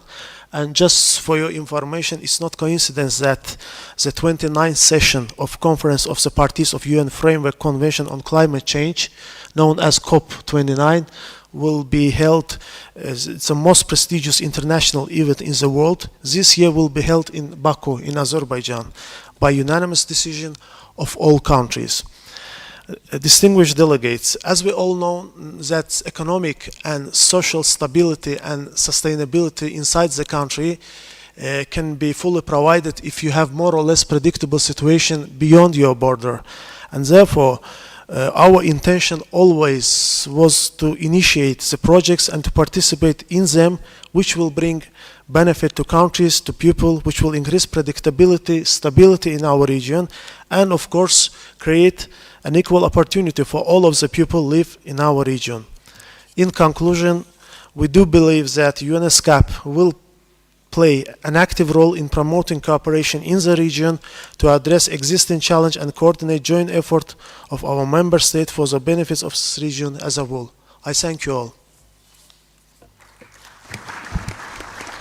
Thank you very much, Mr. Amadov, for that kind compliment. And I'd now like to request Ms. Rolene Ronnie, microeconomist from the Ministry of Finance of Palau, to be followed by Hong Kong. Honorable Chair, Excellencies, distinguished delegates, Ali and warm greetings from Palau. I'm honored to represent Palau and share our commitment to digital innovation for sustainable development. Palau recognizes the transformative impact of technology and actively participates in initiatives aimed at improving our economic and social landscape. Despite our limited resources compared to more technologically advanced countries, we are committed to adopting practical and sustainable technological solutions. Significant progress has been made toward improving digital connectivity, which is critical for modernizing our economy and connecting our people globally. Since the installation of our first submarine cable in 2017, and with upcoming launch of a second cable, we have laid the foundation for robust internet access. This is complemented by the development of a 5G technology, improving the speed and reliability of mobile network services across Palau. The advancement in digital connectivity support our efforts in the digital government sector, where we are transforming the delivery of public services and initiatives such as electronic health management system, educational platform for tracking academic progress, and a single window platform for facilitating online transactions like custom forms and tax filing are making public services more accessible and efficient. Parallel to this effort, we are dedicated to cultivating a strong digital economy that broadens market access for local businesses, especially small and medium-sized enterprises. We support entrepreneurs with training and mentorship and are developing a multi-service digital platform that expands digital services. A notable initiative within this framework is the current development of a stablecoin, which is set to reduce transaction costs and improve the security of payments. Access to digital tools and the ability to use them effectively are fundamental to fostering an innovative digital society in Palau. Our educational strategies are geared towards improving digital literacy by equipping schools across both rural and urban areas with the necessary technology and ensuring that all students have digital devices. The integration of online learning tools and the expansion of remote learning programs serve as pillars for making education accessible and inclusive for all. Additionally, we are investing in teacher training programs and improving programming skills among students to ensure they are prepared to contribute to and benefit from our digital society. The increase in digital services heightens the need to protect the rights of users and secure our online environment. We are actively developing a legislative framework and a cybersecurity strategy that not only meet international standards but also cater to our unique needs. This strategic framework safeguards personal and business data, supports secure transactions, and fosters confidence in the use of digital services. Finally, at the international level, engaging with global partners to strengthen our technological capabilities is crucial. We are thankful to ESCAP for providing a platform that allows us to share experiences and learn from the advancement of others. This engagement allows us to refine our strategies and adopt innovative practices that are applicable within our context. I thank you. Thank you very much, Ms. Ronnie from Palau. I now invite Hong Kong, China, Mr. Lam Chun Hua, Parson, Director of the Hong Kong Economic and Trade Office in Bangkok. Your Excellency the Chairman, Executive Secretary, and distinguished delegates. Hong Kong, China has all along been an active participant in the collective efforts, both regionally and globally, to contribute to the full implementation of the 2030 Agenda for Sustainable Development. To this end, we have spared no effort in fostering the development of digital innovations in our city through, for example, digital finance, digital technologies, government technology, and Internet of Things. As an international financial center, Hong Kong, China is a pioneer in developing green finance. Leveraging our influential financial services and our mature financial markets, we are able to channel capital towards climate resilient projects to meet their funding requirements and to facilitate the development of green initiatives. For example, we successfully issued digital green bonds totaling around 6 billion Hong Kong dollars equivalent under our government's green bond program 2 months ago in February. This is the world's first multi-tranche digitally native green bonds. In addition, we implement a range of measures to foster the integration of green finance and technology across various fronts. One of the key initiatives in the Green and Sustainable FinTech Proof of Concept Subsidy Scheme to be launched later this year. This scheme will provide early-stage funding support for the pre-commercialization of green tech innovations and promote the development of technology-powered solutions. Hong Kong, China is also keen to facilitate enterprises to utilize green tech in making sustainability disclosures. For example, we have recently collaborated with the Hong Kong University of Science and Technology to develop greenhouse emission calculation and estimation tools to empower small and medium-sized enterprises to calculate and manage their environmental impact and to encourage market participants to improve their sustainability practices. Besides digital finance, Hong Kong, China is also fully devoted to the development of advanced digital technologies, innovation solutions, be they energy-saving technologies or new materials for eco-friendly products, root transfer, reduce, or even rationalize our environmental impacts. In fact, Hong Kong, China also has strong research capabilities to support the development of green technologies. Our Science and Technology Park and our Cyber Park are home to around 200 green technology companies, including some that are equipped with globally competitive technologies. Our government is also taking the lead in improving our efficiency, effectiveness, accessibility, and transparency of public services through digitalization of government services. From this year, we will launch over 100 of digital government initiatives to promote digital government and the smart city. These projects include issuing and verifying certain licenses and certificates electronically by using the blockchain technology, enhancing security in public cargo areas by employing the artificial intelligence technology, developing smart search and rescue mobile applications, and enhancing the government's inquiry services through artificial intelligence. Developing smart hospitals is also the key strategy to optimize our public healthcare system. We support our healthcare professionals in the public sector by providing high-quality services to their patients with technology, such as the 5G remote diagnosis and treatment technology and smart robots. Regarding the Internet of Things, we have launched a pilot program on smart recycling systems since 2020 to test the local application of smart recycling devices connected with IoT technology with a view to enhancing the efficiency of community recycling services. Looking ahead, Hong Kong, China will continue to develop ourselves as a hub for digitally driven innovations to accelerate the sustainable development. We will strive to facilitate the development of digital innovation platforms and build the socio-technical competencies and cultivate an environment that fosters the growth of digital innovation with a will to supporting the 2030 Agenda for Sustainable Development. Thank you. Thank you very much, Mr. Lam from Hong Kong, China. We now would like to invite to the podium Mr. Liu Zhiping, Deputy Secretary General of the Asia Pacific Telecommunity, to be followed by the International Atomic Energy Agency.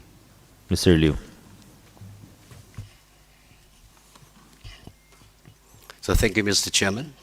Excellencies, distinguished delegates, I'm very pleased to have the opportunity to speak on behalf of Asia Pacific Telecommunity, APT in short, on the topic of leveraging digital innovation for sustainable development in Asia Pacific. As we are all aware, ICT is increasingly becoming an integral part of the world.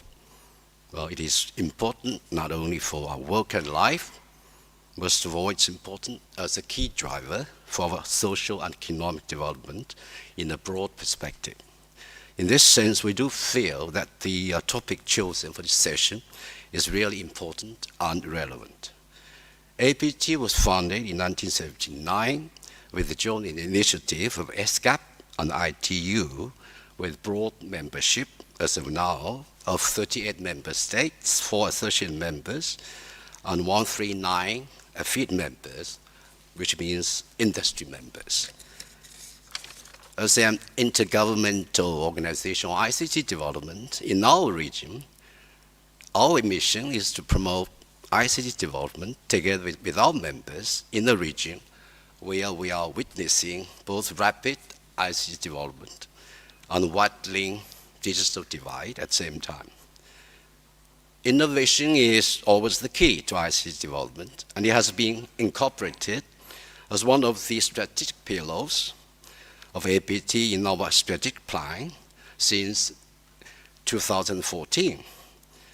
Therefore, guided by this strategic goal and through our various work programs on policy, regulation, capacity building, and regional coordination, APT has been playing a proactive role in promoting the development and adoption of the new and emerging technologies, including IoT, artificial intelligence, and 5G, etc. This year marks the 45th anniversary of APT.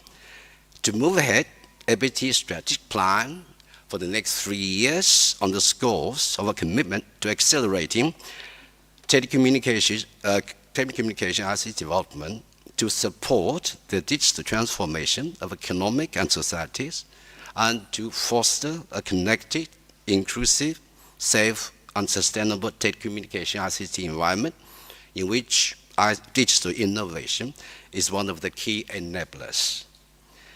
Asia Pacific has been one of the most dynamic regions for ICT development, which is driven by digital innovation.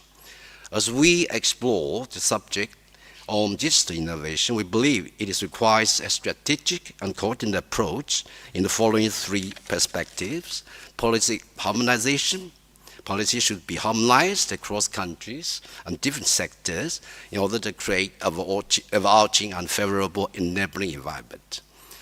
Number two, public partnership. We believe that cooperation between multi-stakeholders, governments, industry, academia, civil society is crucial. By working together, we're able to co-create solutions for inclusive and sustainable development. Number three, youth empowerment. And we do recognize the importance to empower our youth with knowledge, skills, and opportunities to prepare them better to play an active part in future. To conclude, we highly appreciate the important role of ESCAP in this very important legislative direction, and we also fully recognize the synergy and the interplay between APT and ESCAP. So we look forward to a closer cooperation in order to harnessing the benefits of ICT and digital innovation for sustainable development in our region. Thank you. Thank you very much, APT and Mr. Liu. So we'd like to now invite Mr. Liu Hua, Deputy Director General and Head of the Department of Technical Cooperation of the International Atomic Energy Agency, to be followed by Eurasian Development Bank. Mr. Liu. Thank you, Mr. Chairman. Excellency, ladies and gentlemen, on behalf of International Atomic Energy Agency, I extended my heartfelt congratulations to ESCAP on its 80th anniversary. Today, I would like to highlight how the IAEA, guided by Atom for Peace and Development motto, is actively leveraging digital innovation to contribute to sustainable development in Asia and the Pacific region through the key initiative and regional approaches. The nuclear energy as a clean energy provided 1/3 of the world's low-carbon electricity, which is essentially for powering digital technology and achieving climate change. Additionally, global innovation like a digital control system and artificial intelligence are integral to the operation of nuclear power plant. The IAEA values digital technology, applying it to scale up projects and share knowledge across various areas like health, agriculture, and climate change, and contribute to at least 9 of 17 Sustainable Development Goals through our technical cooperation program. Each year, cancer is the cause to around 5 million deaths in the Asia-Pacific region. In 2022, IAEA launched the Rays of Hope initiative to address the shortage of cancer care capacity. Digital innovation in the form of telemedicine and remote tumor boards is helping to address this shortage. The IAEA is also advancing digitalization by developing e-learning tools, resource database, and guidelines such as the Directory of Radiotherapy Center, the world's most comprehensive database on radiotherapy resource. New Tech Plastic, another IAEA flagship initiative, addressing the global challenge of plastic pollution by promoting improved plastic recycling and supporting the monitoring of marine environment using nuclear technique. Over 10 countries in this region are participating in the recycling components of the initiative. The Philippines, Indonesia, and Malaysia are pilot countries, and the initiative is moving from the research to the development phase. An IAEA digital platform is being developed to boost collaboration among stakeholders in plastic waste management. Nuclear technologies such as plant mutation breeding and food irradiation have significantly contributed to the agriculture and livestock productivities, food safety, and agriculture adaptation of climate change. In 2023, the IAEA jointly with the FAO launched a new initiative, Atom for Food, to offer tailored solutions to address food insecurity affecting over 300 million people in the region. IAEA believes that integration of nuclear technique and the digital technology will unlock the potential of this initiative. The IAEA is committed to promoting South-South cooperation and the triangular cooperation, amplifying these through regional approaches. The Regional Cooperation Agreement on Nuclear Science and Technology for Asia and the Pacific has facilitated the formulation of a radiation oncology network, engaging radiotherapy professionals across 19 countries from mutual support among member states. Furthermore, digital technology play a vital role in reducing travel to remote areas without compromising the effectiveness of capacity building. It's an essential component in our sub-regional approach to the Pacific Islands, which provided a tailored solution to the unique food, health, and safety challenge facing small islands. Excellency, ladies and gentlemen, the IAEA looks forward to strengthening its collaboration with ESCAP and other partners to deliver impactful program and initiative. By leveraging digital innovation, we aim to foster the SDGs, particularly in the least developing countries and the small island developing countries, ensuring a more secure, inclusive, and resilient future of the Asia and the Pacific region. I thank you very much. Thank you very much to the International Atomic Energy Agency. We now call on Mr. Dennis Ilin, Senior Managing Director of Eurasian Development Bank, to be followed by the United Nations Environment Program. Mr. Ilin. Thank you very much. Mr. Chair, distinguished participants of the 80th session of ESCAP, ladies and gentlemen. The Eurasian Development Bank is a multilateral development bank founded by 6 country members, namely Armenia, Belarus, Kazakhstan, Kyrgyzstan, Russia, and Tajikistan. As most of the Eurasian Development Bank's stockholders are members of ESCAP, we share common objectives in promoting the socio-economic development of our countries, raising living standards, addressing pressing environmental issues, and achieving national sustainable development goals. Our bank strategy for 2022-2026 period pays special attention to the countries of Central Asia and Caucasus. In particular, the bank is focusing on the implementation of major infrastructure projects aimed at enhancing connectivity across the region and beyond, promoting the efficient and balanced use of water and energy, addressing food security issues in Central Asia, and navigating the challenges related to fostering digital technology and innovation for Eurasia. Eurasian Development Bank believes that digital innovation and reduction of digital gap across our country members is one of the key areas of our activities and should be. We consider digital gap to be a key barrier for efficient economic integration and trans-border cooperation. It also has very negative impact on the region's transition to paperless trade and multilateral digital projects, including digitalization of transport and logistics. Digital gaps also make regional states concentrate on less ambitious and short-term social and economic projects. It drives lack of access to the best digital solution, and it makes countries and companies uncertain about entering global markets, and eventually it jeopardizes its potential meet of national sustainable goals.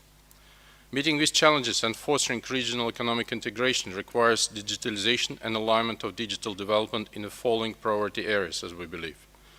Digital solutions for public governance, digital solution for labor market and labor migration, smart cities, digital solutions for ecology, environmental protection and energy, digital solutions for data circulation and protection, paperless circulation of legal and trade documents.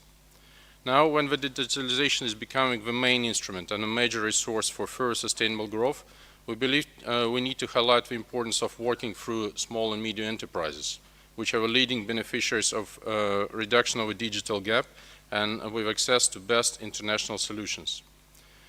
Best digital solutions give them access to cost reduction tools, make SMEs more competitive in national and regional markets. I'm delighted to inform you that Eurasian Development Bank is actively working with United Nations partners to support the implementation of projects which include two important components: reducing the digital divide and supporting sustainable development. To name a few, the first project which we're at the moment implementing in cooperation with UNIDO is support of a digital transformation of small and medium-sized enterprises in Armenia. Another good example would be digitalization of special economic zones in Tajikistan. I would like to underline that Eurasian Development Bank is eager to broaden our cooperation with United Nations ESCAP and our UN bodies, as well as with international banks and partners, leveraging digital innovation and supporting sustainable economic growth of our member states. We believe that a special area which requires special attention is water deficit and efficient use of water in Central Asia, which is a growing problem. The promotion of digitalization of, for example, water metering system in the Republic of Kazakhstan is a potential area for such partnership and cooperation. The government of Kazakhstan is currently planning a project to digitalize 3,500 kilometers of irrigation network, and it definitely needs some financial support. Just only this project will save 0.6 cubic kilometers of water per year, and if multiplied across the region, it will save up to 4 cubic kilometers of water each year. The digitalization of water metering system is one of the important directions in the region's preparation for permanent water scarcity, which our analytical research estimates to be as high as 12 cubic kilometers each year by 2028. Another project in Kazakhstan would be interactive geo-information platform for water resources. It will provide central and regional governments with full access to digitized information on water resources, giving them better tools for managing resources and reducing water waste. As the issue is important for other countries in the region, this project, once implemented in Kazakhstan, can be rolled out as best practice to other countries in the region. Finally, I would like to mention that Eurasian Development Bank has got the Fund for Digital Initiatives, which has a main objective to assist our country members in developing digital transformation tools and practices.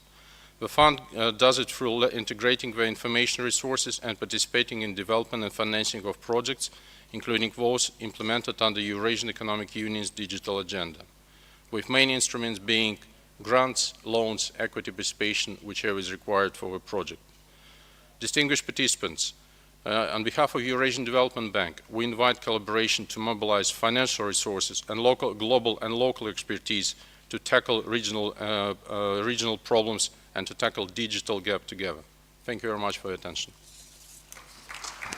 Thank you very much, Eurasian Development Bank. We now invite the United Nations Environment Program, represented by Mr. Jonathan Hillman, Officer in Charge and Deputy Regional Director, to be followed by the International Federation of Red Cross and Red Crescent Societies. Mr. Hillman. Thank you, Chair. UNEP welcomes the focus of this year's Commission on leveraging digital innovation for sustainable development in Asia-Pacific. The ministerial declaration from the recent UN Environment Assembly meeting held in Nairobi in February this year highlighted the importance of leveraging digital transformation to support sustainable economies. And I would like to highlight now 3 areas where digital innovation can help to accelerate environmental sustainability. Firstly, digital technologies can help to paint a true picture of the sustainability of our supply chains and risks to our economy. As companies and governments develop plans to reduce emissions, protect nature, and reduce pollution, accurate and real-time data enables the development of science-based and measurable strategies. We can use digital technologies such as Earth observation and AI to generate environmental intelligence about the key risks to our economies. And this is critical given that presently less than 60% of the environmental indicators across the SDGs can be measured globally or in our region. Secondly, we can use digital technologies to align capital with sustainability. As digital transformation spreads to all corners of global financial markets, it will become easier, cheaper, and more seamless to integrate environmental and climate considerations into costing models, risk assessments, and due diligence.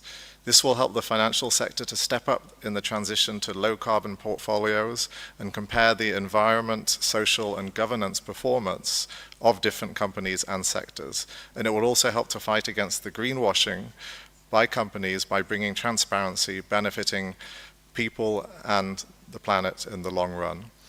Thirdly, we can use digital technologies to influence consumer choices on sustainability. 2 billion consumers are now on e-commerce platforms and 4 billion people are connected on social media. We can use digital platforms and algorithms to help make sustainability the preferred choice. I would like to end by highlighting the Coalition for Digital Environmental Sustainability, also known as CODES, which is supported by UNEP. This coalition aims to help prioritize the application of digital technologies to meet the 2030 agenda and address the triple planetary crisis of climate change, biodiversity loss, and pollution by embedding sustainability into all aspects of digitalization. This includes building inclusive processes to define the standards and governance frameworks for digital sustainability, allocating the necessary resources, and identifying opportunities to reduce the risks from digitalization. Thank you. Thank you very much, Mr. Hillman of the United Nations Environment Program. We now invite Ms. Catherine Clarkson, head of the International Federation of Red Cross and Red Crescent Societies, Country Cluster Delegation for Thailand, Cambodia, Laos, and Vietnam, and permanent observer to the ESCAP, to the podium, to be followed by the Soroptimis International. Ms. Clarkson. Thank you, Chair. Your Excellencies, distinguished participants, on behalf of the International Federation of Red Cross and Red Crescent Societies and our 52 Red Cross and Red Crescent Societies in Asia Pacific, we welcome the opportunity to strengthen efforts in the region to leverage digital innovation for the accelerated implementation of the 2030 Agenda for Sustainable Development. The Asia Pacific region is continuing to face an increase in disasters and protracted crises, exacerbated by climate change, resulting in far-reaching impacts, particularly for the most vulnerable and marginalized, and inhibiting progress towards achieving the SDGs. The most vulnerable people are also the same ones that have been excluded by the digital divide. Their lack of access to technology significantly limiting their ability to receive early warning information about imminent disasters and adequately preparing themselves, directly increasing the risk of loss of life and livelihoods. Technology and digital innovation is also essential for people to access humanitarian assistance wherever they are.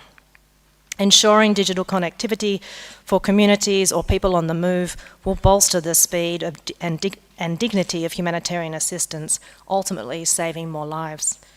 The IFRC is focused on digitally transforming to enhance the relevance, speed, quality, and accessibility of humanitarian services for those in need, using the unique position of the Red Cross and Red Crescent Societies to connect directly with communities. The use of drones to deliver relief supplies, biometrics to provide health services to undocumented migrants, phone applications to request demand-driven disaster assistance in remote areas are a few examples. We urge governments and partners to increase focus on bridging the digital divide to more effectively reach those communities at higher risks of disasters. Our collective investment in improved and affordable digital capabilities will assist people to receive and respond to early warning information more effectively, which is necessary if we are to ensure all people can access early warning information by 2027. In closing, I would like to take the opportunity to invite you all to discuss this further during our side event on Thursday, organised in collaboration with the Thai Red Cross Society, the Thai Ministry of Health and ITU to promote the utilisation of digital technologies for humanitarian assistance. Thank you very much. Thank you very much, Ms. Clarkson.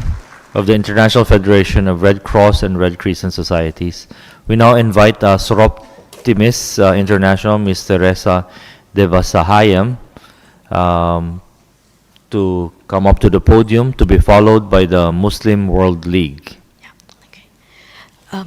Mr. Chair, Excellencies, and distinguished delegates, thank you in particular to the ESCAP Secretariat for this opportunity to make this statement. The transformative effects of digitalization permeate our lives. Digitalization drives economic growth, enables better use of resources, supports access to services, brings people together, and facilitates greater flexibility and openness when providing education.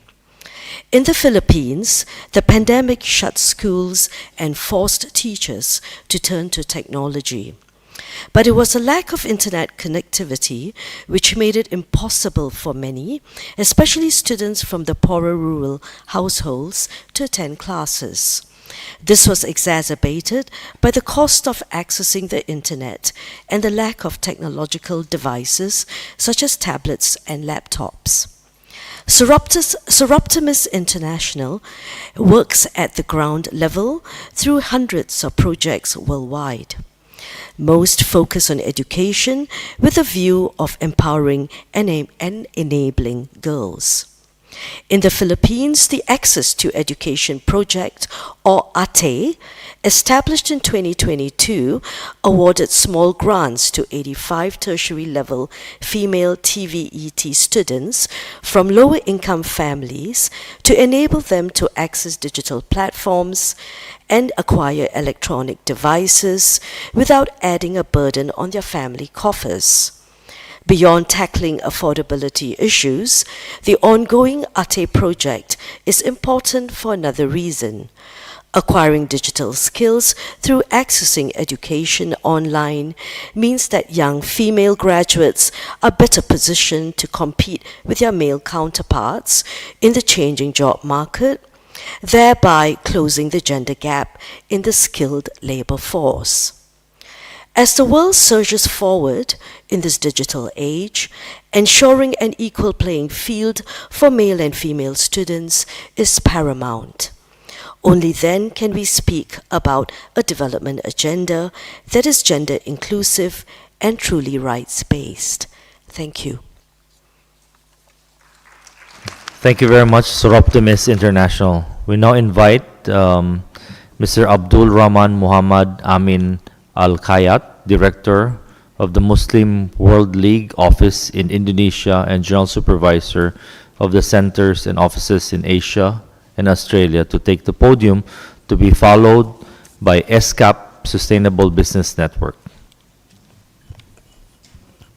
Excellencies, ladies and gentlemen, greeting from Muslim World League as well on convene of the 18th session of your estimated conference. We seize the opportunity to express the gratitude for related efforts dedicated for strengthening greater approach. This is an excellent opportunity to explore the idea of developing business model through digital innovation, enhancing user experience and generating value. The Muslim World League, doing along with the counterparts from various humanitarian organizations, has recognized the importance of the digital innovation transforming the world into an innovative domain.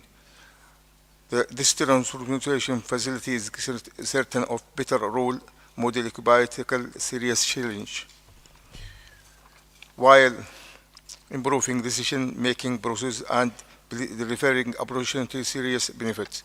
We are pleased to participate in this session and engage with new experience of insight. We are honored to share some of the Muslim World League initiative this critical field. For example, at the beginning of 2018, the Muslim World League launched a project rehabilitation the channel and agriculture water in the Somalia.